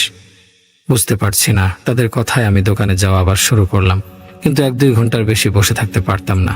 এত বেশি জটিলতা হচ্ছিল, নানা চিন্তা আসতে লাগলো মনে। কখনো মন খারাপের চিন্তা, কখনো কারিগর ধোকা দিয়ে, কখনো এদের নিয়ে আর কখনো ওদের নিয়ে। আমার মনে হতো আমি দোকান থেকে উঠে পালিয়ে যাই। যখন শ্বশুরবাড়ি যেতাম তখন বাচ্চাদের সাথে দেখা করতে গেলে সেখানে স্ত্রীর আচরণ খুব খারাপ থাকতো। আমি ডিপ্রেশনের শিকার হতে শুরু করলাম। মনে হচ্ছিল আমার মধ্যে অনেক খারাপ দিক আছে, এই কারণে মানুষ আমাকে আর পছন্দ করতো না। আর ডিপ্রেশন দেখে আমার ভাই আমার বন্ধুদের সাহায্য নিলেন। এমন খারাপ পরিস্থিতিতেও আমার স্বাভাবিক হবার একটু ছিল, কারণ এখনো আমার পুরনো কিছু ভালো বন্ধু বান্ধব ছিল। একদিন এক কাছের বন্ধু আমাকে জোর করে বাড়ি থেকে টেনে নিয়ে গেল। সে আমাকে প্রথমে একটা পার্কে নিয়ে গেল। সেখানে আগে থেকেই আমার আরও কিছু পুরনো বন্ধু উপস্থিত ছিলেন। আমরা সবাই একে অপরের পাশে বসলাম। আমি তাদের সাথে বিয়ের পরে প্রথমবারের মতো দেখা করতে গিয়েছি। তারা আমাকে জিজ্ঞেস করলো, তুই কোথায় চলে গিয়েছিলি রে ভাই? কিরে, তোর কি ভাবিকে বেশি পছন্দ হয়েছে যে বন্ধুদেরও ছেড়ে দিলি? আমি তাদের কোনো কথার উত্তর দিতে পারছিলাম না। যখন তারা আমার চুপচাপ থাকা আর আমার চেহারার এমন অবস্থা দেখলো, তখন তারা আমার জন্য অনেকটা চিন্তায় পড়ে গেল এবং জিজ্ঞেস করতে লাগলো, তোর কি হয়েছে? তোর এই মলিন মুখ, পুরনো কাপড়, তোকে তো চেনাই যাচ্ছে না। আমি বিষয়টি এড়ানোর জন্য বললাম, দোস্ত, বিয়ের পর দায়িত্ব বেড়ে যায়, তারপর মানুষ নিজেকে সময় দিতে পারে কোথায়? এরপর আমি দেখলাম একদম হ্যান্ডসাম একটা ছেলে যে কোট প্যান্ট পরে এসেছে আমার সঙ্গে এসে বসে গেল। সে সবার সাথে হ্যান্ডশেক করছে আর সবাই তার সঙ্গে এমনভাবে কথা বলছে যেন তারা তাকে ভালো করে চেনে। তাকে দেখে আমার পুরনো দিনের কথা মনে পড়ে গেল। একসময় আমিও এমন সুন্দর পোশাকে বাইরে বের হতাম। তারপর আমার বন্ধু সেই ছেলের সঙ্গে আমার পরিচয় করিয়ে দিল। আমার বন্ধু আমাকে দেখিয়ে বলল, এ হলো রিয়াদ, যাকে নিয়ে প্রায় কথা হয়। তারপর সেই ব্যক্তির দিকে তাকিয়ে বলল, এটা মারুফ সাহেব, আগর আগর সুগার মিলের মালিক। ইনি এখন আমাদের গ্রুপেরই সদস্য আর আমাদের খুব ভালো বন্ধু। আমি ওনার দিকে তাকিয়ে সালাম দিলাম। উনিও বসে বসে হাসতে হাসতে আমাকে সালাম দিলেন। আমিও হাসি দিয়ে উত্তর দিলাম। আমরা পরের 2 ঘন্টা সেখানে বসে গল্পগুজব করতে থাকলাম। কিন্তু এই 2 ঘন্টায় আমি বারবার অনুভব করছিলাম যে মারুফ সাহেব আমার দিকে অপলক দৃষ্টিতে তাকিয়ে আছেন। যেভাবে উনি আমাকে দেখছিলেন তাতে আমি বেশ অসুস্থ হয়ে পড়ে যাচ্ছিলাম। যখন আমার বন্ধুরা আড্ডা শেষ করে উঠে যেতে লাগলো, মারুফ সাহেব আমাকে বললেন, রিয়াদ সাহেব, আমি আপনার সাথে একটু কথা বলতে চাই। আপনি কি একটু সময় দিতে পারবেন আমার সাথে? আমার বন্ধুরা বলল, ভাই তুই তাহলে ওনার সাথে বস, আমরা যাই। আমার সকল বন্ধুরা ইতিমধ্যে চলে গিয়েছিল। তখন শুধু আমি বসেছিলাম আর আমার সঙ্গে মারুফ সাহেব। হঠাৎ তিনি বললেন, রিয়াদ সাহেব, আপনি জানেন আমি কিছু কবিরাজি আমলও জানি। আল্লাহ আমাকে প্রচুর সম্পদ দিয়েছেন, কিন্তু এই জ্ঞান অর্জনের উদ্দেশ্য ছিল শুধুই আমার শখ। আমি হাসতে হাসতে মাথা নেড়ে বললাম, আচ্ছা, যেমনটা সাধারণ মানুষ করে। আমার মনে হলো যদি তিনি সত্যিই কবিরাজি আমল জানেন, তাও আমি তার কাছে কি চাইতাম? কারণ যেমনটা আগেও বলেছি, তখন পর্যন্ত আমি জাদুটোনা সম্পর্কে কিছুই জানতাম না। এরপর ওনার সবকিছু শোনার পর আমি বললাম, শোনান ভাই, খুব ভালো লাগলো, কিন্তু এখন আমাকে অনুমতি দিন, বাড়ি যেতে হবে। তখন তিনি বললেন, না, আমি আপনাকে দরকারি কাজে থাকতে বলেছি এবং যে কথাগুলো আমি আপনার সম্পর্কে বলছি সেটা আমি আজ পর্যন্ত কাউকে বলিনি। কিন্তু আপনাকে বলার একটা উদ্দেশ্য আছে, কারণ আমি দেখতে পাচ্ছি যে আপনার জীবন খুবই দ্রুত নষ্ট হয়ে যাচ্ছে। আমি মারুফ সাহেবকে বললাম, একটু পরিষ্কার করে বলেন, আপনি কি বলতে চাচ্ছেন? আমি আপনার কথাগুলো বুঝতে পারছি না। তারপর তিনি আমাকে বললেন, আপনার কি সেই লাড্ডুর কথা মনে আছে যেটা খাওয়ার পর আপনার মাথা ঘুরেছিল, তারপর আপনি হাসপাতালে অবধি গিয়েছিলেন? আমি তাকে বললাম, আপনি এই সম্পর্কে কিভাবে জানেন? উনি বললেন, আমি তো অনেক কিছুই জানি, ওই তাবিজের কথাও জানি যেগুলো বিয়ের দিন আপনার বইয়ের পার্স থেকে পাওয়া গেছে, যেখানে আপনার নাম লেখা ছিল। তার কথা শুনে আমার মনে হচ্ছিল যেন বিদ্যুৎ চমকালো। আমি যেন একেবারে হতবাক। ঠিক আছে, লাড্ডুর ব্যাপারটা এমন হতে পারে যে আমার বন্ধুদের মাঝে কেউ হয়তো তাকে বলেছে, কিন্তু এই ঘড়ির ব্যাপারটা তো আমি ছাড়া কেউ জানতো না। ওই রাতে যখন আমি পার্স খুলে ঘড়ি বের করতে গেলাম, তখন তার মধ্যে যে তাবিজ এবং কাগজগুলো ছিল, এটা শুধু আমার জানার কথা, আর কারো না। আমি তাকে জিজ্ঞেস করলাম, ওই তাবিজ আর কাগজগুলোতে আমার নাম লেখা ছিল কেন? উনি বললেন, এগুলো সাধারণ কাগজ না, বরং এগুলো কালো জাদুর তাবিজ ছিল। আমি জিজ্ঞেস করলাম, আমার উপর কালো জাদু কি করবে এবং এই কালো জাদু আসলে কি? উনি বললেন, এটা এক ধরনের জাদু বিজ্ঞান, যেখানে কোনো জিনিসের শক্তি দিয়ে অন্যের উপর নিয়ন্ত্রণ করা হয়, তাকে ধ্বংস করা হয়, তার স্বাস্থ্যের ক্ষতি করা হয়। ওনার কথা শুনে আমি অবাক হয়ে গেলাম। তারপর আবার জিজ্ঞেস করলাম, আমার উপর কালো জাদু কে করবে? উনি বললেন, আপনার শুনতে কষ্ট হবে, কিন্তু আপনার বউ এখানে জড়িত আছে। আমি বললাম, মারুফ সাহেব, আপনি কেমন কথা বলছেন? একজন বউ তার স্বামীর জীবন কেন নষ্ট করতে চাইবে? তিনি বললেন, তাদের উদ্দেশ্য একটাই, আপনাকে মেরে আপনার সম্পত্তি দখল করা, আপনার সম্পত্তি দখল করে আপনাকে রাস্তার ফকির বানিয়ে দেয়া। আর এই কাজটা তারা বিয়ের দিন থেকেই করছে। আমি বললাম, ঠিক আছে, আমি মানলাম যদি সে জাদু করেও থাকে, তাহলে তার চিকিৎসা কি? মারুফ সাহেব হাসলেন এবং বললেন, চিকিৎসা তো আছে, কিন্তু আমি জানি আপনি সেটা করবেন না। আমি বললাম, আমি চেষ্টা করব, বলুন কি করতে হবে? তখন তিনি বললেন, এখনই যান আর আপনার স্ত্রীকে তালাক দিয়ে আসুন। আপনার উপর যে জাদু করা হয়েছে তার একমাত্র সমাধান এটাই। এরপর কি করতে হবে সেটা আমি বলে দেব। তালাকের কথা শুনে আমার মাথায় বাজ পড়ল। আমি বললাম, আমি তাকে তালাক দিতে পারবো না ভাই, আমি কোনোভাবেই তালাক দিতে পারবো না। আর যদি তালাক দেই তাহলে সে আমার বাচ্চাদের সাথে দেখা করতে দেবে না। মারুফ সাহেব বললেন, আমি তো আগেই বলেছিলাম আপনি করবেন না, আর যেটা আমি আপনাকে জানাতে চেয়েছিলাম সেটা জানিয়ে দিলাম। এখন আপনি যান, আপনার যা ভালো মনে হয় তাই করুন। আল্লাহ আপনাকে নিরাপদে রাখুন, আমিন। এই বলে মারুফ সাহেব সেখান থেকে চলে গেলেন। আমি অনেকক্ষণ ধরে চেয়ারে বসে তার কথাগুলো নিয়ে ভাবছিলাম, কিন্তু পরে মারুফ সাহেবের কথাগুলো মাথা থেকে ঝেড়ে ফেললাম। মনে হলো সে হয়তো আমাকে ভুল বুঝিয়ে রেখেছে, কারণ আমি আমার বউকে চরম পর্যায়ে বিলিভ করতাম। এটা তখনের কথা যখন আমার স্ত্রী তার বাপের বাড়িতে থাকতে গেছে, প্রায় 4 মাস হয়ে গেছে। কিন্তু আমাকে তখন সে তার বাপের বাড়িতে গিয়ে আর বাচ্চাদের সাথে দেখা করতে দিত না। আমার ভিতরে এমন একটা অবস্থা তৈরি হয়েছিল যে আমি না আমার স্ত্রীকে বলছিলাম তুমি এতদিন বাপের বাড়িতে কেন থাকো, তার মাকে কিছু বলছিলাম যে আপনি এখনও কেন আমার দোকান থেকে ফ্রি সেট নিয়ে যাচ্ছেন। আমি খোলামেলা অনুমতি দিয়ে দিয়েছিলাম যে আমার শাশুড়ি যখন আসবে যা কিছু চাইবে দিয়ে দিতে। আপনারা ভাবতে পারেন যে প্রথমে ঝগড়া আমার স্ত্রীর সাথে এই কারণে হয়েছিল যে তার মা কেন ফ্রি সেট আমার দোকান থেকে নিয়ে যায়। এখন আমি নিজে অনুমতি দিচ্ছি, তাহলে এর মানে হলো আমি আসলে কারো প্রভাবের মধ্যে আছি। বুঝতে পারছেন নিশ্চয়ই। এক রাত্রে আমি স্বপ্ন দেখলাম যে একটা মেয়ের সাথে 4 মুখওয়ালা একটা বিশাল সাপ এসেছে আমার ঘরে। সাপ এত বড় যে দেখে আমি ভয় পেয়ে গেলাম। সে আস্তে আস্তে আমার দোকানে রাখা সব স্বর্ণালঙ্কারগুলো নিয়ে যাচ্ছিল। আমি চাইলেও কিছু করতে পারছিলাম না। যখন আমার চোখ খুলল তখন আমি ঘেমে ভিজে একাকার। আমার হৃৎপিণ্ডের ধড়ক বেড়ে গিয়েছিল। যে স্বপ্নে দেখে আমি খুবই চিন্তিত হয়ে পড়েছিলাম। সেই দিনই সকাল 10টায় খবর পেলাম যে আমার দোকানে আগুন লেগেছে। আমি আর আমার ভাই সবাই দোকানে গিয়ে দেখলাম পুরো দোকান পুরো ছাই হয়ে গেছে। ভিতরে সব স্বর্ণ আর পাওয়া যাচ্ছে না। যেহেতু আগুন লাগলে স্বর্ণ নষ্ট হয় না, তাই এই স্বর্ণগুলো কোথায় গেল আমি কিছুই বুঝতে পারছিলাম না। স্বর্ণ চুরি করে দোকানে আগুন লাগানো হয়েছে। আর হ্যাঁ, এখানে আরেকটা কথা বলতে ভুলে গেছি। আমার শাশুড়ি তার বড় ছেলেকে আমার দোকানে চাকরি দিয়েছিল। এমনকি আগুন লাগার দিন অবধি সে চাকরিতে ছিল। সে 1 সপ্তাহ আগেই দোকানে জয়েন করেছিল। তার মানে কি কেবল 1 সপ্তাহ হয়েছে সে এসেছে, আর এমন ঘটনা ঘটল। আমি দোকানের সব দায়িত্ব ওকে দিয়েছিলাম, কারণ সে আমার পরিচিত, আর সব থেকে বড় কথা সে আমার আত্মীয়। কমপক্ষে কর্মচারীদের একটা লাইনে রাখা যাবে তার মাধ্যমে, এই ভেবেই আমি তাকে চাকরিটা দিয়েছিলাম তার মায়ের কথা শুনে। কিন্তু সে যা করেছে সেটা কর্মচারীদেরও পেছনে ফেলে দিয়েছে। এরপর আমার ভাই হাসান বলছেন এই কাজের হয়তো তোমার বউয়ের ভাইয়ের হাত আছে, সব ওর করা। কিন্তু আমি তাদের বলছিলাম ভাই যা হওয়ার হয়ে গেছে, টাকা কি জিনিস আবার কামাই করে নেব। আমার ভাই আমার মুখের দিকে তাকিয়ে বলেছিলেন এটা কি বলছিস, তোর কি মাথায় সমস্যা হয়েছে? এত কিছু হয়ে গেল এখনো নিজের শাশুড়ি পরিবারকে কিছু বলছিস না কেন? আমি বললাম যে বলছি না, কোনো সমস্যা নেই। তোমাদের এই ঘটনার কিছুদিন পর আমার স্ত্রী ফিরে এলো। আমি তো শুধু আমার বাচ্চাদের দেখে খুশি হয়ে গিয়েছিলাম, এবং তাদের দেখে আমার ব্যবসার এত বড় ক্ষতিটাও আমি ভুলে গিয়েছিলাম। আমার স্ত্রীর আচরণও আমার সাথে অনেক ভালো হয়ে গিয়েছিল। হঠাৎ করে সে আমাকে সান্ত্বনা দিচ্ছিল, বলছিল পেরেশান হবেন না, এটা আল্লাহর তরফ থেকে একটা পরীক্ষা।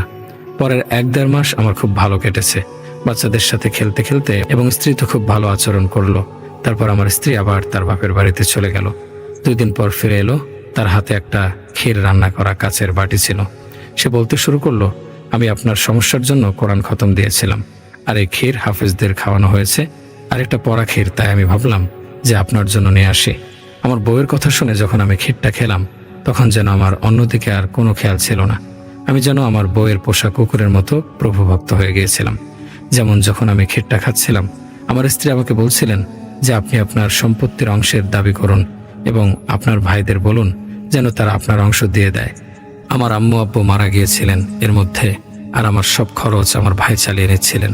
এটা ঠিক যে তাদের দোকান বা এই বাড়িতে আমার অংশ ছিল, কিন্তু এত কিছুর উন্নতিতে সব কষ্ট তো আমার ভাইয়েরই। আমি তোর জীবনে শুধু নিজের কাজই সামলেছি। আমার ভাই খুব ভালো মানুষ ছিলেন। তিনি আমার কষ্ট দেখে কখনোই বলেননি তুমি কেন দোকানে আসো না, বরং উনি আমার সব খরচ নিজেই তদারকি করতেন এবং আমাকে ভালো পরামর্শ দিতেন। আমাদের পরিবারের জুতার ফ্যাক্টরি ছিল। আমরা পুরো ভারত জুড়ে আমাদের জুতা বিক্রি করতাম। শুধু দিল্লিতে আমাদের 3-4টা দোকান ছিল। আমার ভাই সেখানে বসতেন। আমি জীবনে কখনো ভাবতে পারিনি যে আমি আমার ভাইয়ের বিপক্ষে যাব বা তার সাথে এমন কোনো আচরণ করব যাতে করে আমাদের সম্পর্ক নষ্ট হয়। কিন্তু জানি না ওই দিন কি হয়েছিল। ক্ষীর শেষ করে আমি বাটিটা পাশে রেখে সোজা আমার বড় ভাইয়ের কাছে চলে গেলাম। আমি তাকে বললাম যে আমার নিজের অংশ চাই। আমার বড় ভাই জিজ্ঞেস করতে লাগলেন যে কি এমন হলো, কি এমন দরকার পড়লো যে তুমি তোমার অংশ দাবি করছো? আমি বললাম আমি আমার কাজ করতে চাচ্ছি, তাই টাকাটা দরকার। তিনি বললেন ভাই তুমি আগে যে কাজ করছিলে সেটা তো মাঠে মারা গেছে, এখন তোমার কাজ করার কি দরকার? যখন বাড়িতে বসে টাকার ব্যবস্থা হয়ে যাচ্ছে তোমার, আমি যাই করছি সব তো তোমার আর আমারই, অংশ নিয়ে কি করবে? উনিও বললেন যে যতটুকু লাভ হয় আমরা দুই ভাই মিলে ভাগ করে নেই, এবং আমাকে উনি সমান অংশই দেবেন। যা আসলে সত্যি। ভাইজানের কথা শুনে আমি কিছুটা চুপ হয়ে গিয়েছিলাম, কিন্তু এরপর আমি আমার ভাইকে বললাম সেটা ওনার জন্য খুবই অপমানজনক ছিল। আমি ওনাকে বললাম আমি জানি যে সে আমার সম্পত্তি নিজের নামে করে নিতে চাচ্ছেন। এই ব্যাপারে আমি ওনাকে আদালতে যাবার হুমকি দিলাম। আমার বড় ভাই হতভম্ব হয়ে আমার কথা শুনছিলেন।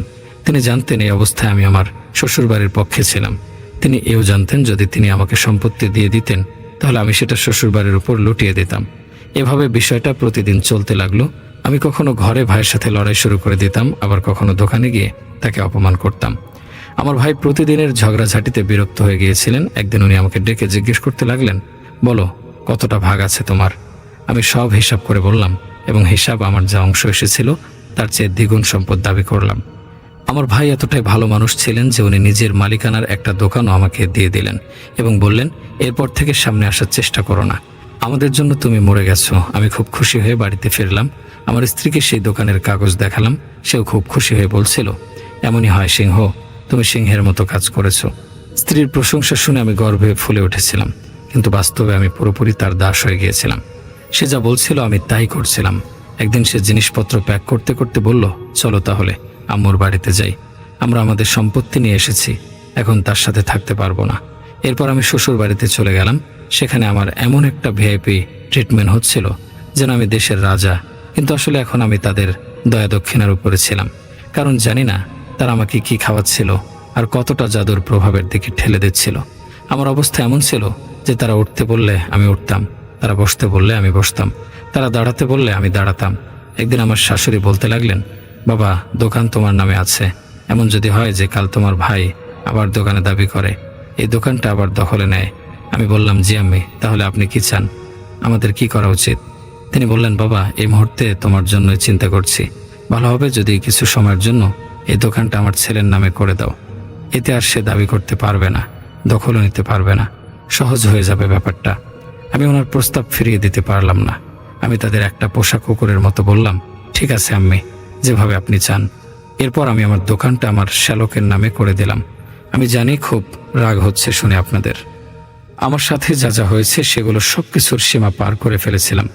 ভাবলে রাগ আসে। যেদিন দোকানটা আমি আমার শ্যালকের নামে লিখে দিলাম সেদিন থেকে আমার শ্বশুরবাড়ির মানুষের আচরণ পাল্টে গেল। 3 দিনের মধ্যে তারা আমাকে বাড়ি থেকে বের করে দিল।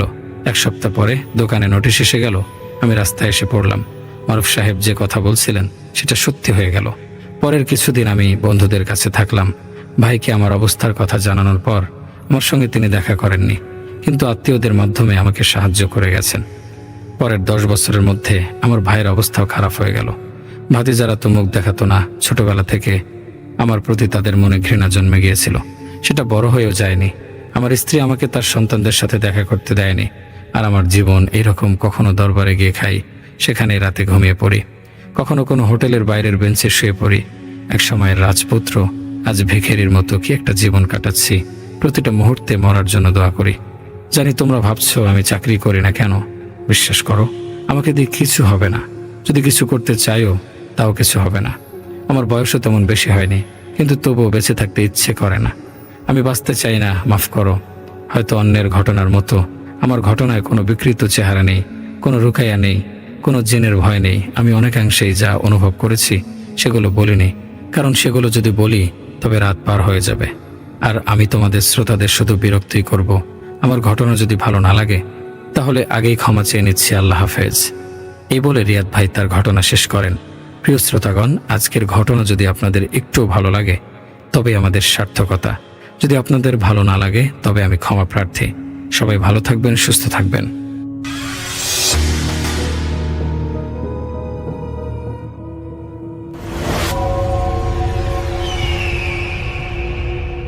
হ্যালো লিসেনার্স, হ্যালো রাসেল ভাই, আসসালামু আলাইকুম। আশা করি সবাই ভালো আছেন, ভালোর তলেই আছেন। আমার নাম রিপন, আমি লালমোহর থেকে বলতেছি। আজ আমি যে ঘটনাটা বলবো সেটা 1992 সালের একটি ঘটনা। ঘটনাটা ঘটেছিল লালমোহর জেলার হাতীবান্ধা উপজেলার সিন্ধুনা গ্রামের একটি পুকুরকে ঘিরে।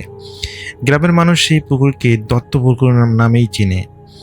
অনেক বছর আগে দত্ত পরিবারের জমিদার ছিল সেখানে। তো পরিবারটি গ্রাম ছেড়ে চলে যাওয়ার পর বাড়িটি ধীরে ধীরে ধ্বংসাবশেষ হয়ে যায়। কিন্তু বিশাল পুকুরটি রয়ে যায়। তো পুকুরের চারপাশে পুরনো আম, জাম, কদম গাছ আছে। সেই পুকুরের পশ্চিম পাশে ভাঙার একটি ঘাটও আছে। ঘাটের সিঁড়ির অর্ধেকেই পানির নিচে ডুবে থাকে। তো দিনের বেলায় গ্রামের ছেলেরা সেখানে মাছ ধরতে গোসল করে, কিন্তু সন্ধ্যার পর কেউ সেই পুকুরের ধারের কাছেও যায় না। কারণ গ্রামের প্রবীণরা বলেন যে রাতের পরে সেই দত্ত পুকুরে কেউ গেলে সেখানে আসলে অনেক ধরনের ভৌতিক ঘটনা তারা সম্মুখীন হয় এবং অনেকের অনেক ক্ষতি হয়ে যায়। তো এই কারণে সেখানে আসলে কেউ যেত না সেই পুকুরে। তো একই গ্রামে এক যুবক, তার নাম হচ্ছে আনোয়ার হোসেন। তো সেই সময় তার বয়স ছিল 25-এর কাছাকাছি। তো সে এইসব কথা বিশ্বাস করতো না। একদিন তার মামাতো ভাইয়ের বিয়ে ছিল। তো ফেরার সময় রাত হয়ে যায়। তো শর্টকাট রাস্তা ধরে সে ওই দত্তপুকুরের পাশ দিয়েই আসতেছিল। রাত তখন 11:30 বাজে এবং তার হাতে একটা হারিকেন ছিল। হাঁটতে হাঁটতে সে পুকুরের ঘাটে পৌঁছে যায় এবং হঠাৎ সে পুকুরের পাশে যখন পৌঁছে যায়, যখন সে হঠাৎ করে শুনতে পায় কেউ একজন ধীরে ধীরে পানিতে নেমে যাচ্ছে। পানিতে নামলে নরমালি যেরকম সপ সপ শব্দ হয়, ঠিক সেই রকম। তো সেই আনোয়ার হারিকেন উঁচু করে আলো দিয়ে দেখার চেষ্টা করলো যে পুকুরের পানিতে কে নামতেছে, কিন্তু সে দেখে আসলে কিছুই নেই, পুকুরের মধ্যে কিছুই নেই। তো সে চিন্তা ভাবনা করলো যে হয়তোবা সে ভুল কিছু শুনেছে। তো এই চিন্তা ভাবনা করে সে আবার হাঁটতে শুরু করলো। তো সে কয়েক কদম যাওয়ার পর সে আবার একই ধরনের শব্দ শুনতে পেলো। এবার সে একদম স্পষ্ট শুনতে পেলো যে সত্যি সত্যিই কেউ পানিতে নামতেছে। তো সে দাঁড়িয়ে পড়লো এবং সে আবারও দেখার চেষ্টা করলো, কিন্তু সে কোনো কিছু দেখতে পেল না। তো বেশ অবাক হলো এবং পরে চিন্তা করলো হয়তোবা এই পুকুরে কোনো বড় কোনো মাছ আছে, হয়তো সেই মাছগুলোই পানিতে হয়তোবা শব্দ করতেছে এবং সেটাই সে শুনতে পেয়েছে।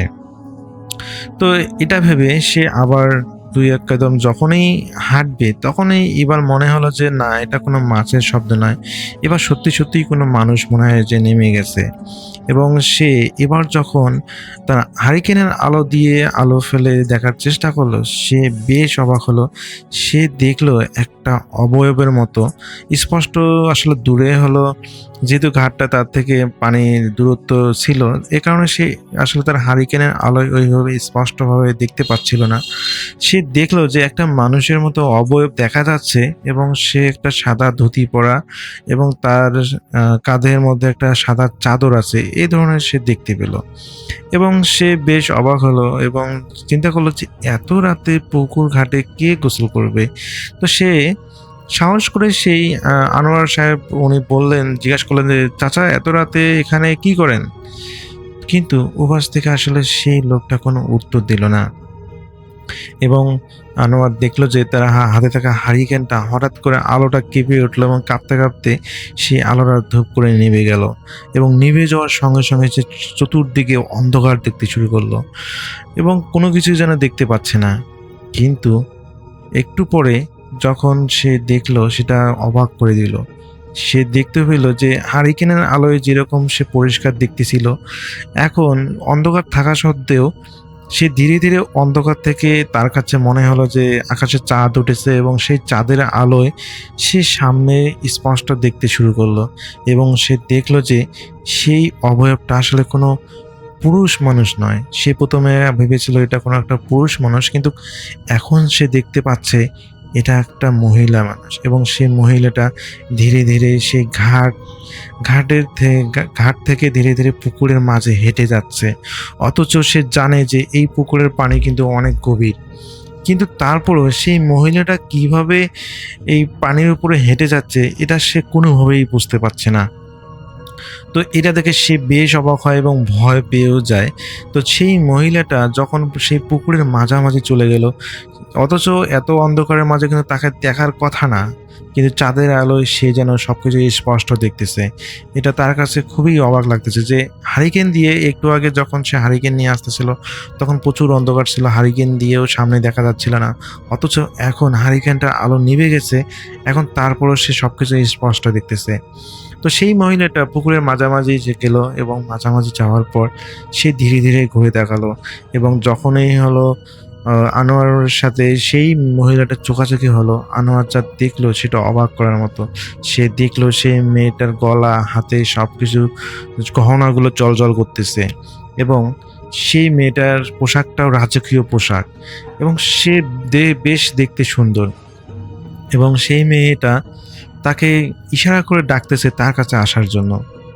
কিন্তু রাসেল ভাই, এটা দেখে সে প্রচণ্ড পরিমাণে ভয় পায় এবং কি করবে বুঝতে পারতেছে না, এবং সে দেখে যে কোনো একটা রহস্যের মধ্যে বা কোনো একটা মায়া জলের মধ্যে মানে ফেসে গেছে। তার কাছে মনে হচ্ছে সেই মেয়েটা যতই তাকে হাত ইশারা করে ডাকতেছে, সে যেন নিজেকে কন্ট্রোল করতে পারতেছে না। সেও সেই পুকুরের দিকে ধীরে ধীরে হাঁটা শুরু করে, এবং যখনই সে পুকুরের পানিতে গলা পর্যন্ত পানিতে নেমে যায়, এবং সেই মেয়েটা অবিরত তাকে হাত দিয়ে ইশারা করে ডাকতেছে, কিন্তু সেই মেয়েটা কিন্তু পুকুরের পানিতে উপরে ভেসে আছে। তো যখনই সে ডাকতেছে এভাবে তাকে নিজেকে কন্ট্রোল করতে, সে বুঝতে পারতেছে যে আসলে যাওয়া ঠিক হবে না বা যাওয়া উচিত না, কিন্তু তার শরীরটাকে সে কখনোই কন্ট্রোল করতে পারতেছে না।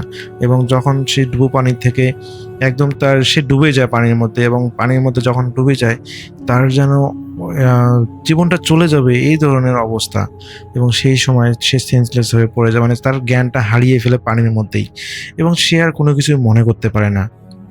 তো পরের দিন সকালে ওখানকার স্থানীয়রা, ওই গ্রামের স্থানীয়রা যারা ওই পুকুর পাশে যে রাস্তা দিয়ে চলাফেরা করেন, তো তারা তাকে হলো ওই পুকুরের কিনারায় অচেতন অবস্থায় দেখতে পান, এবং পরবর্তীতে যখন তাকে বাসায় নিয়ে যান, ওই গ্রামের একজন মানুষ তাকে বাসায় নিয়ে যান, এবং বাসায় নিয়ে যাওয়ার পর যখন তার জ্ঞান ফেরানো হয়, তখন তাকে জিজ্ঞেস করা হয় যে আপনি ওই অবস্থায় ওখানে পড়েছিলেন কেন।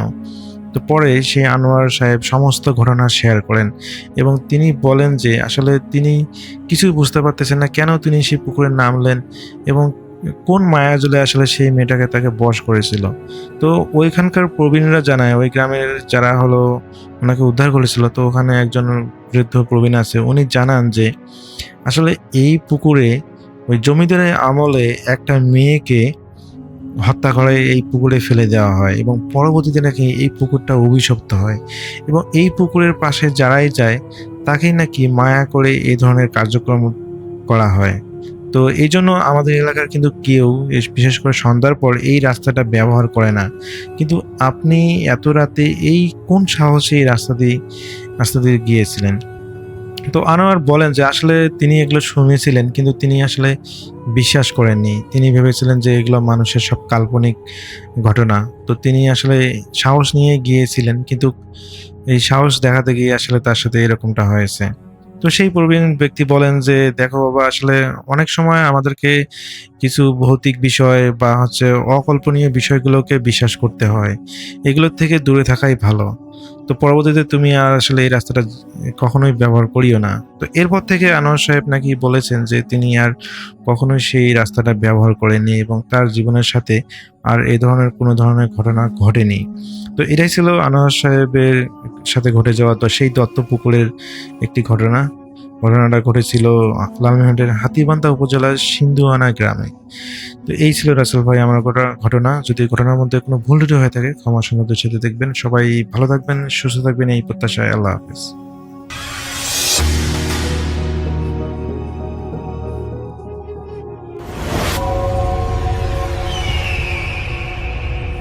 প্রিয় লিসেনার্স, আসসালামু আলাইকুম। আমি আফনান, আশা করি সবাই ভালো আছেন, সুস্থ আছেন। এই ঘটনাটি আমাদেরকে যিনি পাঠিয়েছেন তার নাম মোহাম্মদ রিফাত আনাম। ওনার বাড়ি সিরাজগঞ্জ জেলার উল্লাপাড়া উপজেলার সলপ ইউনিয়নের সন্তলা গ্রামে। ওনার পাঠানো ঘটনাটা কয়েকটা অংশে বিভক্ত। প্রথম যে অংশটা আপনাদের সাথে শেয়ার করব, এই ঘটনাটি মূলত উনি ওনার আম্মু এবং নানির মুখ থেকে শুনেছেন। তো রিফাত ভাইয়ের নানা বাড়ি সিরাজগঞ্জের বেলকুচি উপজেলার কল্যাণপুর গ্রামে। ওনার নানারা 5 ভাই, ওনার নানা 3 নম্বর, আর ওনার নানার মোট 7 জন সন্তান। ওনার মামা, খালা, ওনার আম্মু, এই কয়েকজন মিলিয়ে আর কি 7 জন। ঘটনাটি যখন ঘটে তখন ওনার বড় মামা, যার নাম হচ্ছে আলম, উনি প্রবাসে ছিলেন। ওনার সেজো মামার নাম হচ্ছে জাহাঙ্গীর, আর তার ছোট জনের নাম হচ্ছে নূরনবী, আর সবার যিনি ছোট তার নাম হচ্ছে লাল মিয়া। ঘটনাটি ঘটেছিল নূরনবী মামার সাথে। বাড়ির সব কাজ মূলত নূরনবী মামাকেই করতে হতো। এর পেছনে কারণও ছিল, কারণ হচ্ছে বড় মামা উনি তো প্রবাসে রয়েছেন, এখন এই যে জাহাঙ্গীর মামা যিনি, উনাকে আবার আরও একজন ব্যক্তি দত্তক নিয়েছিলেন। কেননা এই যে নানার যে আরো ভাইরা ছিল, নানার বড় ভাই উনি ছিলেন নিঃসন্তান। এই কারণে তিনি তার ভাইয়ের কাছ থেকে চেয়ে এই জাহাঙ্গীর মামাকে নিয়েছিলেন যে তোর ছেলেটাকে আমাকে দে, আমি একটু পেলে পুষে বড় করি, আমার তো ছেলে পেলে নাই। এই জন্যই মূলত জাহাঙ্গীর মামা তার অন্য আর একজন মুরব্বীর কাছে বড় হচ্ছিলেন। এখন নূর নবী মামা, ওনাকেই বাড়ির সমস্ত কাজ করতে হতো। আর সবার যিনি ছোট, তার নাম ছিল লাল মিয়া, উনি তো অত কাজ করতে পারতেন না। ঘটনার সময়কাল 1990-91 সাল এরকম হবে আর কি। আর তখন এই নূর নবী মামার বয়স ছিল 16-17 বছর। নানাদের যতগুলা ভাই ছিল তার মধ্যে এই রিফাত ভাইয়ের নানা একটু সচ্ছল ছিলেন। বাজারে ওনার একটা মুদির দোকান ছিল, জমি জমা ভালোই ছিল। জমিতে সেচ দেবার জন্য সেচ পাম্প আমরা যেটাকে বলি, অনেক এলাকায় এটাকে ডিপ কল বলে, সেটা ছিল। মামাদের মধ্যে নূর নবী মামা নানার কাছাকাছি সবসময় থাকতেন। আর অন্য সব মামাদের কথা তো বললামই, বাড়ির সিংহভাগ দায়িত্ব তো তাকেই দেখতে হতো, এই জন্য নানার কাছাকাছি তাকে থাকতে হতো। সময়টা ছিল গ্রীষ্মকাল, মাঠে ধান গাছের চারা মাত্র লাগানো হয়েছে। নানা যেহেতু সেচ পাম্প ছিল, তাই অনেকের জমিতে সেচ পাম্প থেকে পানি দিতে হতো। এটা আয় রোজগার ভালোই হতো, ফসলও পাওয়া যেত। সেচ পাম্প জমির যে প্রান্তে ছিল, অর্থাৎ বিলের পাশে, তো ওই বিলেও মোটামুটি আসলে পানি থাকে, শীতকালে থাকে না, বর্ষাকালে পানি আসে আর কি। আর নানা বেশ দিনদার মানুষ ছিলেন, 5 ওয়াক্ত সালাত আদায় করতেন।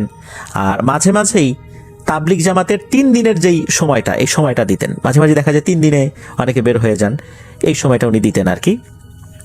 তো হয় কি, নানা একবার 3 দিনের জামাতে বের হয়েছেন, তখন তো আবারও নূর নবী মামার উপর সব দায়িত্ব এসে পড়ে। ওই মুদিখানা থেকে শুরু করে নিয়ে যত কাজ আছে সবকিছু তাকে এই 3 দিন সামলাতে হবে।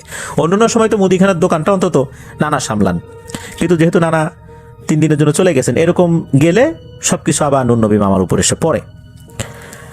ধানের সিজন, আবার জমিতে পানিও দিতে হবে। নানা নাই, কি আর করা, মামার হাতে একাই জমি যেইগুলো ছিল পানি দেওয়ার জন্য গিয়েছেন। সেচ পাম্প যে জমিতে ছিল, সেই জমির পাশ দিয়ে বয়ে গেছে একটা বিল। তো মামা প্রথম রাতে ঠিকঠাক মতো পানি দিয়েছেন, কোনো প্রবলেম হয় না। মামা সেচ পাম্প চালিয়ে ওই যে বোরিং ঘর ছিল, অর্থাৎ এই মেশিনটা যেখানে থাকতো, ওইটা একটা ঘর তৈরি করে ঘরের মধ্যে মেশিনটা রাখা হয়। আর যেই নলটা দিয়ে পানি বের হয়, এই নলের মাথাটা আবার সামনে রাখা হয়।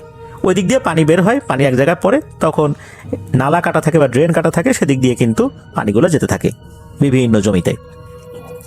তো উনি পানি দিয়ে শুয়ে থাকেন, একটু পরপর চেক করতেন যে কোনো সমস্যা হয়েছে কিনা, কারণ একটা জমিতে নির্দিষ্ট পরিমাণ পানি ঢোকাতে হয়, এরপরে পানির লাইনটা বন্ধ করে দিতে হয়, আর একটা জমিতে আবার পানি ছেড়ে দিতে হয়। এইভাবে কোনোটা ছাড়তে হয়, কোনোটা বন্ধ করতে হয়, এই প্রক্রিয়া কিন্তু করে যেতে হয়। পানি যেন ওভারফ্লো না হয় এটাও যেমন দেখতে হয়, পানি যেন কোনো জমিতে কম পড়ে না যায় সেটাও কিন্তু দেখতে হয়। এটা কিন্তু খুব সতর্কতার সাথে কাজটা করতে হয় আর কি।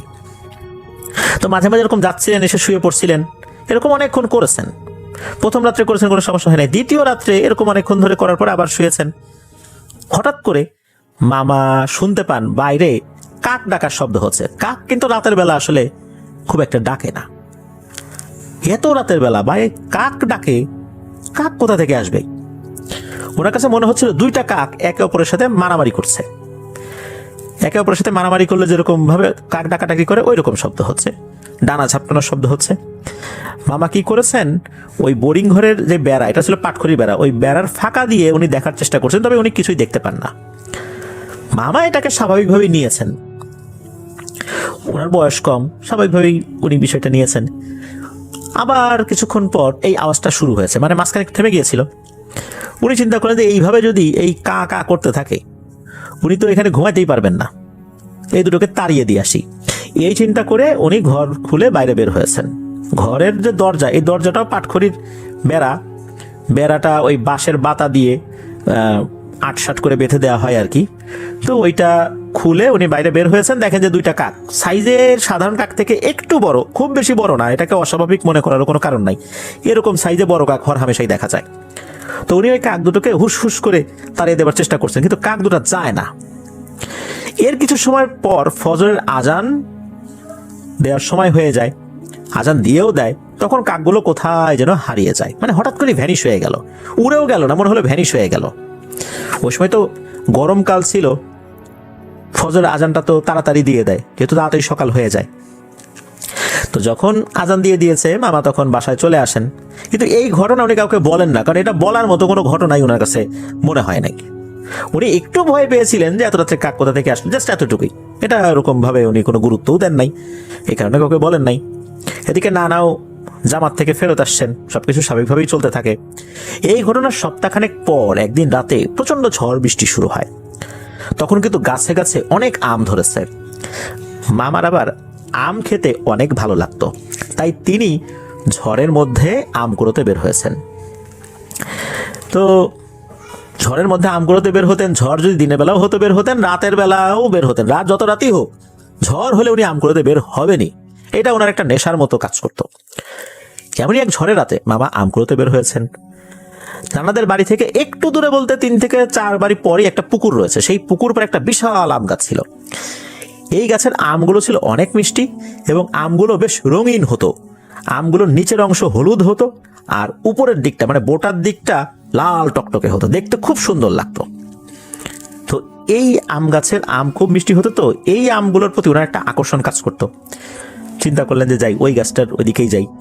তো ওইদিকে উনি গিয়েছেন, গিয়ে দেখলেন মোটামুটি ভালোই আম পড়ে রয়েছে। তো উনি আম কুড়াচ্ছিলেন, তখন উনি লক্ষ্য করলেন যে আনুমানিক 60 থেকে 70 বছর বয়স হবে এরকম একজন বয়সী বৃদ্ধা মহিলা তার সাথে আম কুড়াচ্ছে, তার থেকে একটু দূরে 10-15 হাত দূরে।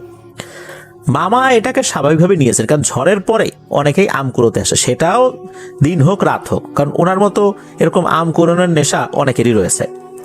আর গ্রামের অনেক মহিলাই আম কুড়াতে আসে, এটা অস্বাভাবিক কোনো কিছু না। তো উনি আম কুড়াচ্ছেন, উনি ওনার মতো আম কুড়াচ্ছেন, ওই মহিলার মতো আম কুড়াচ্ছেন।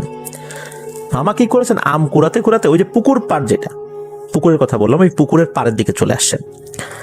কিছু আম কিন্তু আবার পানিতে পড়েছিল, পানিতে পড়ে ভেসে রয়েছে। এই আমগুলো আবার বেশ পাকা ছিল, উনি দেখতেই পাচ্ছেন যে এগুলো বেশ পাকা। কিছু আম রয়েছে কাঁচা পড়ে আছে। উনি চিন্তা করেন পুকুরের পানিতে নামি ওই আমগুলো তুলি। যেহেতু পুকুরের ঢেউ ছিল না, এক জায়গায় আমগুলো স্থিতিশীল অবস্থায় ছিল, তো ওই আমগুলো নিয়ে আসি। তো উনি ওই আমগুলো নেয়ার জন্য নিচ দিকে নামা শুরু করেছেন। প্রায় হাঁটু সমান পানিতে উনি নেমে পড়েছেন। বেশ ভালোই আম উনি পেয়েছেন। হঠাৎ করেই ওই সময় ফজরের আজানেরও সময় হয়ে গিয়েছিল, আজান দিয়ে দিয়েছে।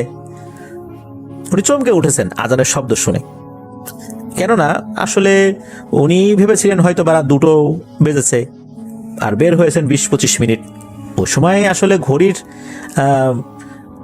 ব্যবহারটা ওনার জন্য একটু কঠিন ছিল, কেননা ওনার কাছে কোনো ঘড়ি ছিল না। বাড়িতে ঘড়ি ছিল, তবে উনি ঘড়ির টাইমটা দেখে আর বের হন নাই। উনি ঘড়ি ব্যবহার করতেন না, যার কারণে উনি আনুমানিক একটা সময় ধরে নিয়েছিলেন। তো যাই হোক, আজান দিয়ে দিয়েছে। আজান দেওয়ার পর ওই বৃদ্ধ মহিলাকে উনি আর দেখতে পান না। উনি মনে করেন যে উনি আম তুলে আবার চলে গেছেন। এখন বৃদ্ধা মহিলা, উনি কি এখন পানির মধ্যে নামবেন নাকি আম কুড়োতে, এই জন্য হয়তো চলে গেছেন। আশেপাশের বাড়িরই হবে। 8-10টা স্বাভাবিক বৃদ্ধা মহিলার মতোই ছিল, ভয়ঙ্কর কোনো কিছু ছিল না। মামা তো আম কুড়িয়ে বাড়িতে চলে গেছেন, ওই দিনের মতো বাসায় চলে আসছেন, কোনো সমস্যা নাই, সবকিছু স্বাভাবিকভাবেই চলে। এই বিষয়টাও উনি কাউকে আর বলার প্রয়োজন মনে করেন, কারণ এটা তো কোনো ভয়ঙ্কর ঘটনাই ঘটে নাই এখানে। উনি আর কাকে কি বলবেন, আর এরকম আম কুড়োনোর কাজ উনি সবসময় করেন। এর কয়েকদিন পর নানা কি করেছেন, মামাকে 3 দিনের তাবলিগ জামাতে পাঠিয়ে দিয়েছেন। মামা গিয়েছেন, ঠিকঠাক মতো জামাত থেকে ফেরতও আসছেন। এরপর মূলত ঘটনা শুরু হয়ে যায়। বাড়িতে ফেরত আসার পর থেকেই মামা একদম চুপচাপ হয়ে যায়, কারোর সাথে কোনো কথা বলে না, খাওয়া দাওয়া করে না, একদিকে ফ্যাল করে তাকিয়ে থাকে। নানি মনে করেছেন মামা হয়তো জামাতে গিয়ে ঠিকঠাক মতো খাওয়া দাওয়া করেন নাই, তার শরীর দুর্বল হয়ে গেছে, কারোর সাথে কথা বলছেন এই জন্য। তো নানি মামাকে ভালো মন্দ খাওয়ানোর চেষ্টা করছেন, কিন্তু না, মামা খেতে চাচ্ছেন না। কয়েকদিনের মধ্যে মামা এমনভাবে শুকিয়ে যান, মনে হচ্ছে উনি বহুদিন ধরে না খেয়ে আছেন। আর এরপর থেকে মামা অস্বাভাবিক আচরণ শুরু করেন, সবাইকে গালিগালাজ করছেন, কেউ কাছে আসলে মারধর করছেন। নানি বিষয়টা বুঝতে পেরে নানাকে জানান। নানা তখন পাশের গ্রামের পরিচিত এক কবিরাজকে ডেকে নিয়ে আসেন। ওই কবিরাজ ছিল একজন বৃদ্ধা মহিলা, ওই সময় তার বেশ নাম ডাক ছিল আশেপাশে 10 গ্রামের মধ্যে। তো নানারা সবাই সেই বৃদ্ধা মহিলাকে চিনতেন। তো মামা আবার তাকে দাদি বলে সম্বোধন করতেন। তো খবর দেওয়ার সাথে সাথে সেই দাদি ওই মহিলা কবিরাজ বাসায় চলে আসেন। এরপর মামাকে দেখে বলেন যে, কিরে, তুই কার নাতির উপর আসর করছিস, তুই জানিস? মামার সাথে থাকা জিনটা নাকি কিছুই বলে না, শুধু হো হো করে হাসতে থাকে। সেই বৃদ্ধা মহিলা উনি বলেন যে, এশার নামাজের পর আমি দেখছি তোর কি করা যায়। তার মানে হচ্ছে যে এই যে দাদি, মামা তো তাকে দাদি বলে সম্বোধন করতেন, সেই হিসাবে এই নূর নবী মামা তো তার নাতি হয়। উনি এসেই বলেন, তুই কার নাতির উপর আসর করছিস, তুই জানিস? তো যাই হোক, ওই মহিলা কবিরাজ এশার নামাজের পর রুকিয়া করবেন। তো উনি বলে যান যে এই জিনটা ওর শরীরের ভিতরে এখন নাই, দূর থেকেই ওর উপর নিয়ন্ত্রণ করছে। তো যাই হোক, এই বৃদ্ধা মহিলা কবিরাজ আরো কয়েকজন মহিলাকে নিয়ে আসেন, আশেপাশেরই আর কি পরিচিত। আর আসার পর উনি বাড়ির সবাইকে বলেন যে মহিলারা যারা আছেন তারা একটা ঘরে থাকবেন, তারা নফল নামাজ, জিকির আজগার যে যেটা পারেন করতে থাকবেন, চুপচাপ বসে থাকা যাবে না। আর পুরুষ যারা আছেন তারা আমার সাথে আসেন, একে ধরে রাখতে হবে। পুরুষরা এসে নূর নবী মামাকে চেপে ধরে রাখেন। কবিরাজ অনেকক্ষণ চেষ্টা করার পর, প্রায় 3 থেকে 4 ঘন্টা চেষ্টা করার পর নূর নবী মামার শরীরে জিন হাজির হয়। জিন যখন হাজির হবে হবে ভাব এমনটা যখন হয়, তখন মনে হচ্ছিল যে মামার বাড়ির যে আশেপাশে যে গাছগুলো রয়েছে, ধরুন যে আমরা কোনো গাছের মধ্য দিয়ে যদি হেঁটে যাই, সেই গাছগুলো যদি আমাদের উচ্চতার মতো হয়, আমরা যদি হেঁটে যাই, গাছগুলো 2 পাশে কিন্তু ভাগ হয়ে যায়। ওই সময় ওই বাড়িতে থাকা লোকজনের কাছে মনে হচ্ছিল যে আশেপাশে যে বড় বড় গাছগুলো রয়েছে, মনে হচ্ছে এই গাছগুলো 2 পাশ থেকে ভাগ হয়ে যাচ্ছে, মনে হচ্ছে এর ভেতর দিয়ে কিছু একটা এগিয়ে আসছে, এমনটা মনে হচ্ছিল। এবং বাড়ির উপর একটা দমকা বাতাস হঠাৎ করে এসে পড়ে, ধরাম করে একটা বাতাস এসে পড়লে কেমন অনুভূত হয়, ওই রকম অনুভূত হয়। এরপরেই মামার শরীরের মধ্যে ওই জিনটা হাজির হয়। জিনটা হাজির হইতে গালিগালাজ শুরু করে দেয়, আর ওই মহিলা কবিরাজকেও গালিগালাজ করতে থাকে, তেরে মারতে আসে। তখন মহিলা কবিরাজ জিজ্ঞেস করে, তুই কে, কেন ওকে ধরেছিস? হ্যাঁ, কিছুই বলে না, চুপচাপ থাকে। এরপর মহিলা কবিরাজ একটি বালিশ আর একটা লাঠি দিয়ে বলে যে, দাঁড়া দেখ এখন তোকে কি করি। ওই বালিশের উপর লাঠিটা নিয়ে পেটাতে শুরু করেছেন। তখন ওই জিনটা বলতে থাকে, আর মারিস না মারিস না, বলতেছি। তখন ওই জিনটা বলে যে এই ছেলেটার উপর নাকি আগে থেকেই, অর্থাৎ মামার উপর আগে থেকে এই জিনটা নজর রেখেছিল। ধান ক্ষেতের পাশে যে বিল রয়েছে, ওই বিলে নাকি এই জিনটা থাকে। কয়েকদিন আগেও নাকি ধান খেতে সে যখন পানি দিচ্ছিল, তখন কাক হয়ে তার কাছে গিয়েছিলেন, মানে এই জিনটা গিয়েছিল আর কি। তখন কবিরাজ জিজ্ঞেস করে, এই তোরা কয়জন রে? জিন বলে, আমরা 2 জন। তারপর বলে যে, তোরা এই ছেলেকে কেন ক্ষতি করতে চাচ্ছিস? বলে, অনেকদিন ধরে নজরে রাখছি, ওরে মারবো, এই জন্য। ওরে মারলে আমাদের লাভ আছে, ওরে তো ওই দিন ওই বোরিং ঘরেই মেরে ফেলতাম, কিন্তু ওই সময় আজান দিয়ে দেয়। অনেকক্ষণ ধরে চেষ্টা করতেছিলাম ওকে বাইরে নিয়ে আসার জন্য, কিন্তু পারতেছিলাম না, ও হয়তো বা খেয়াল করে না, কিন্তু এমন সময় বাইরে বের হয়ে আসছে, তার কিছুক্ষণ পর আজান দিয়ে দিছে, ওই দিন তো মারতে পারি নাই। এরপরে ঝড়ের রাতে ও যখন আম কুড়াতে বের হয়েছে, তখন আমিও একজন বৃদ্ধা মহিলার সুরতে বাইরে বের হয়েছি। ও যখন পুকুরে নামে, এইরকম সময় আমার একটা সুযোগ চলে আসে, ওই পুকুরের পানি তোকে চুবিয়ে মারার। ওই সময় আজান দিয়ে দেয়, পারলাম না। তাতেও কোনো সমস্যা ছিল না, কিন্তু সমস্যাটা তখনই হয় যখন ওকে তাবলিগ জামাতে পাঠানো হয়েছে। ও তাবলিগ জামাতে যাবার পর সেখানে অনেকগুলো আমল করেছে, সেখানে যে সমস্ত ব্যক্তিবর্গ রয়েছে, ওই আমলের কারণে এখন ওর কাছে আমরা ওইভাবে আসতে পারতেছি না। আর ওকে যেহেতু অনেকদিন ধরেই নজরে রাখছি, ও বেশ কিছু আমল করার কারণে আমাদের কিছু ক্ষতি হয়ে গেছে। এই কারণে আমরা প্রতিজ্ঞা করছি, ওরে মারবই, ওরে না মেরে যাব না। কবিরাজ তখন বলে, যাবি তো অবশ্যই, এখন কিসের বিনিময়ে যাবি? তাড়াতাড়ি বল, তাতে তোদের জন্যই মঙ্গল, কিছু একটা নে, চলে যা। কিন্তু ওই জিন বলে যে না, কিছু নেবেও না, যাবও না। তখন ওই কবিরাজ দাদি বুঝতে পারেন যে এদেরকে এভাবে আসলে আর হ্যান্ডেল করা যাবে না, অন্যভাবে কাজ করতে হবে। তখন কবিরাজ দাদি বলেন, ঠিক আছে, তোরা যখন যাবিই না, আবার কিছু নিবিই না, তাহলে একটা কাজ করি, তোদের জীবনটাই আমি নিয়ে নেই। এই বলে আর 1 মুহূর্ত সময় দেন নাই। বলার পরপরই ওই কবিরাজ দাদি কিছু পানি নূর নবী মামার মুখের উপরে ছিটিয়ে দিয়েছেন। তারপরে কবিরাজ এক অদ্ভুত কাজ করেন, সেটা হচ্ছে উনি মাথাটা নিচু করে নূর নবী মামার পায়ের বৃদ্ধাঙ্গুলি উনি ওনার মুখের মধ্যে ঢুকিয়ে নেন।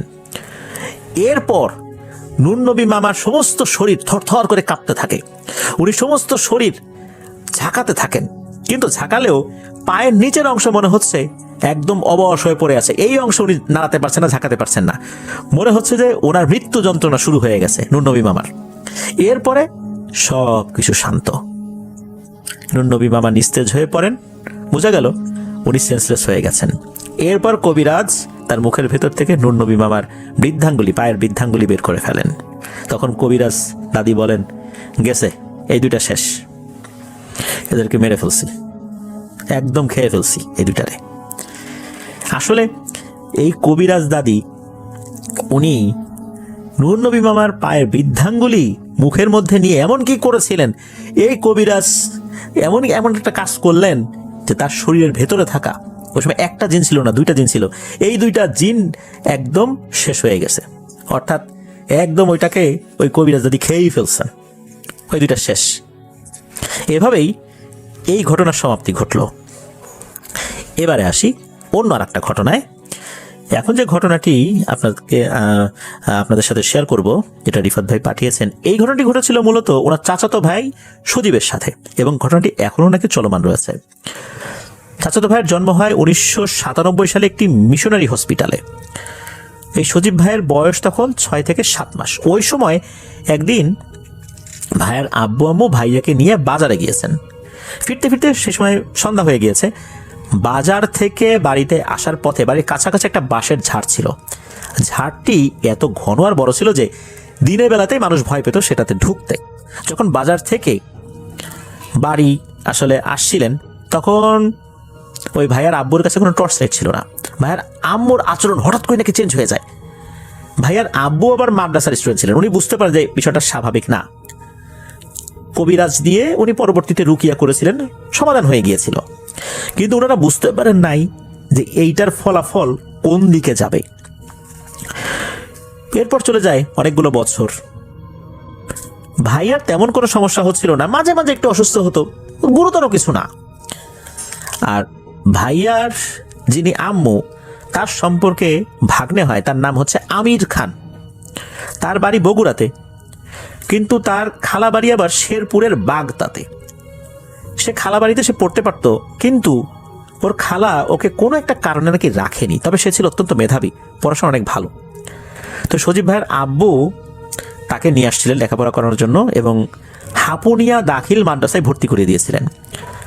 মাদ্রাসায় যাওয়ার পথে একটি বট গাছ পড়ত। সেই বট গাছে নাকি অনেকগুলো জিন পরিবারের বসবাস ছিল। তো আমির যেহেতু সেখান দিয়ে যাতায়াত করত, এবং আমিরের চেহারা মোটামুটি অনেক ভালোই ছিল, তাই নাকি তাকে অনেকগুলো জিন আসর করেছিল। সে সময় এই আমির ক্লাস 10-এর টেস্ট পরীক্ষা দেবে। এমন একটা সময় সমস্যাটা হলো কি, এই আমিরকে পড়তে দিত না, নানান ধরনের সমস্যা করতো, তাকে নিয়ে যাওয়ার চেষ্টা করতো। দু একজন কবিরাজও দেখানো হয়, তারা এসে যখন আমিরের উপর ওই জিনগুলোকে হাজির করে, তখন তারা তাদের মতো করে ট্রিটমেন্ট করে, বন্দি করে, মনে করে যে ভালো হয়ে গেছে, কিন্তু না, সমাধান হয় না। দুই একটাকে ধরে বন্দি করে, আবার আসর করে, পরবর্তীতে অন্য জিনগুলো আসর করে। মূলত 30-40টা জিন নাকি এই আমিরের সাথে লেগেছিল, তাই চিকিৎসা করতে অনেক সময় লাগতো। এই যে সজীব ভাইয়ের আব্বু মাদ্রাসার স্টুডেন্ট ছিলেন, উনি তো বেশ সূরা কেরাত ওনার মুখস্থ ছিলই।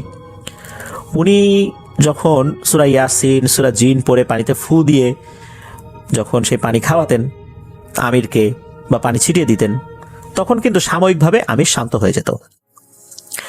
আর সবসময় নাকি আমিরকে পাহারা দিয়ে রাখতে হতো। সবসময় পাড়া প্রতিবেশীদের মধ্যে থেকে কোনো পুরুষ লোককে তার পাশে শুইয়ে রাখতে হতো, যাতে করে আমিরকে নিয়ে যেতে না পারে জিনেরা। এমনই একদিন সবাই শুয়ে আছে, তো সারা রাত ধরে তো আসলে মানুষের পক্ষে পাহারা দেওয়া সম্ভব নয়, একটা সময় মানুষ তো ঘুমিয়ে পড়বেই, এটাই স্বাভাবিক। এরকম একটা ঘটনা ঘটে যে ঘুমের মধ্যেই এই আমির ভাইকে নিয়ে যাচ্ছিল। তাকে যখন ভাসিয়ে ভাসিয়ে নিয়ে যাচ্ছিল, হঠাৎ করে তার কাঁধ দরজার পাল্লার সাথে বাড়ি খায়, আর তখন একটা শব্দ হয়। তখন তার পাশে ঘুমিয়ে থাকা আরেকজন পুরুষ লোকের ঘুম ভেঙে যায়, দেখে যে এই অবস্থা। উনি দৌড়ে গিয়ে আমির ভাইকে ধরে ফেলেছেন। আর তখন ওই অবস্থায় আমির ভাইয়ের ঘুম ভেঙে যায়, তার সেন্স ফেরত আসে। কিন্তু সেন্স ফেরত আসার পর অদ্ভুত একটা আচরণ সে করে, সে খিলখিল করে হাসতে শুরু করে, বলতে থাকে লাভ নাই রে, লাভ নাই। এর ভিতরে কি করে, আরেকজন তো ঘুমাইছিলেন, পাশে তো পানি ছিল, পানি ছিটিয়ে দেওয়া হতো তাকে। ওই যে আমরা বললাম যে সূরা ইয়াসিন, সূরা জিন পড়ে ওই সজীব ভাইয়ের আব্বু পানি ছিটিয়ে দিতেন, তো ওই পানিটা পাশে রাখা থাকতো। ওই পানিটা আবার একজন ছিটিয়ে দিয়েছে। তখন আবার ওই আমির ভাইয়ের ভেতরে থাকা ওই সত্তা বলতে থাকে, এ পানি দিয়ে আর কোনো কাজ হবে না রে, এই পানি আমাদের বান্ধবী ছুঁয়ে দিয়েছে, বান্ধবী ছুঁয়ে দিয়েছে, এটা আবার কেমন কথা। এর মধ্যে আবার সজীব ভাইয়ের আব্বু চলে আসছেন, কারণ উনি ওই হই হট্টগোল শুনে বুঝতে পেরেছেন কোনো একটা ঝামেলা হয়েছে। উনিও এটা শুনেছেন যে বান্ধবী ছুঁয়ে দিয়েছে। বান্ধবী মানে? তখন আমির ভাইয়ের ভেতরে থাকা জিনটা বলে যে তোমার ছেলের উপরও তো জিনের প্রভাব আছে। তখন এই কথা শোনার পর সজীব ভাইয়ের আব্বু জিজ্ঞেস করে, এই বেটা তুই কিভাবে জানলি রে আমার ছেলের উপর জিনের প্রভাব আছে? তখন আমির ভাইয়ের ভেতরে থাকা জিনটা বলে, আজ থেকে প্রায় 20 বছর আগে তোরা যখন তোদের সন্তানদেরকে নিয়ে ওই বাদশার দিয়ে আসছিলি, তখন তোর স্ত্রীর উপর জিন আসর করছিল। ওইটাকে কবিরাজ ঝাড়ফুঁক করে ছুটাইলেও ওই জিনটা তোর ছেলের উপর আসছে। ওই জিনটা মূলত এই পানি ভুলবশত স্পর্শ করেছিল, এই পানি দিয়ে এখন আর কোনো কাজ হবে না। এটা বলার পর তখন সজীব ভাইয়ের আব্বু উনি ওনার মতো করে ঝাড়ফুঁক করে দিয়েছেন। ওই সময়ের মতো সমস্যার সমাধান হয় আল্লাহর রহমতে। পরবর্তী দিন সকালবেলা একজন ভালো কবিরাজকে নিয়ে আসা, উনি মূলত বড় একজন রাকি ছিলেন। উনি এসে আমির ভাইয়ের সাথে থাকা সবগুলো জিনকে তাড়িয়ে দিতে আল্লাহর রহমতে সক্ষম হন, এবং এই যে সজীব ভাই তার উপর রুকিয়া করা হয়। কিন্তু ওই আলেম উনি জানান যে সজীব ভাইয়ের উপর রুকিয়া করার কোনো প্রয়োজন নাই, কেননা তার সাথে যে জিনটা রয়েছে, এই জিনটা এসে ওই হুজুরকে জানিয়েছেন যে সে পরহেজগার জিন, সে নামাজ কালামি জিন, তার দ্বারা এই সজীব ছেলেটার কোনো ক্ষতি হবে না, বরং তাকে তাড়িয়ে দিলেই অন্য জিনেরা এসে এই সজীবকে বিরক্ত করতে পারে। যেহেতু সে আছে, আল্লাহর রহমতে কোনো সমস্যা হবে না, তাড়ানোর দরকার নেই। তার কথা সত্যতা আবার যাচাই করেছেন সেই আলেম, সত্যতা ঠিক ছিল। এই কারণে উনি আর রুকিয়া করেন নাই। সজীব ভাইয়ের বাবাকে বলেন যে এর রুকিয়া করার কোনো প্রয়োজন নাই, এর সাথে যে জিন আছে এই জিনটা কখনোই তার উপস্থিতি জানান দেবে না। সে ছোট ছিল, ওই জিনের কারণে কিছু শারীরিক সমস্যা হতো, এখন আর এগুলা নিয়ে কোনো চিন্তা ভাবনার কোনো কারণ নাই। এই জিন তার উপস্থিতি জানানো দেবে না, কোনো ক্ষতিও করবে না, সুতরাং একে তাড়ানোর দরকার নাই। তাড়াতে গেলে বরং আরো কিছু ক্ষতি হয়ে যেতে পারে, সুতরাং তার দরকার নেই। তো এখনো ওভাবেই আছে। সজীব ভাই কিন্তু একদম স্বাভাবিক জীবনযাপন করছেন, আলহামদুলিল্লাহ, ওনার কোনো সমস্যা নেই। আর আমির ভাইও আলহামদুলিল্লাহ ভালো হয়ে গেছেন ওই সময় থেকেই, যখন ওই ভালো আলেমকে নিয়ে আসা হয়, এরপর থেকে আর কোনো সমস্যা নাই। তো এটি ছিল ঘটনা।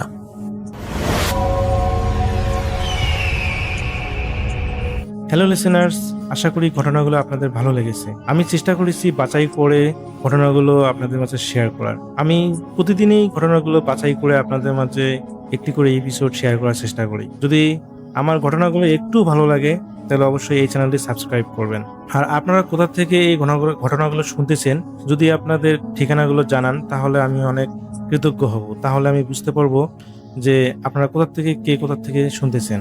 এছাড়াও আপনাদের মাঝে যদি কোনো ঘটনা থেকে থাকে তাহলে অবশ্যই আমাদের ইমেলে দেওয়া ঠিকানায় ঘটনাটা পাঠাবেন। তাহলে নেক্সট এপিসোডে আপনার সেই ঘটনাটা আমরা রাসেল ভাইয়ের মাধ্যমে অথবা আমরা নিজেরা পড়ে শোনাবো। তো ভালো থাকবেন, সুস্থ থাকবেন, এই প্রত্যাশায় আজকের মতো বিদায় নিচ্ছি। আল্লাহ হাফেজ।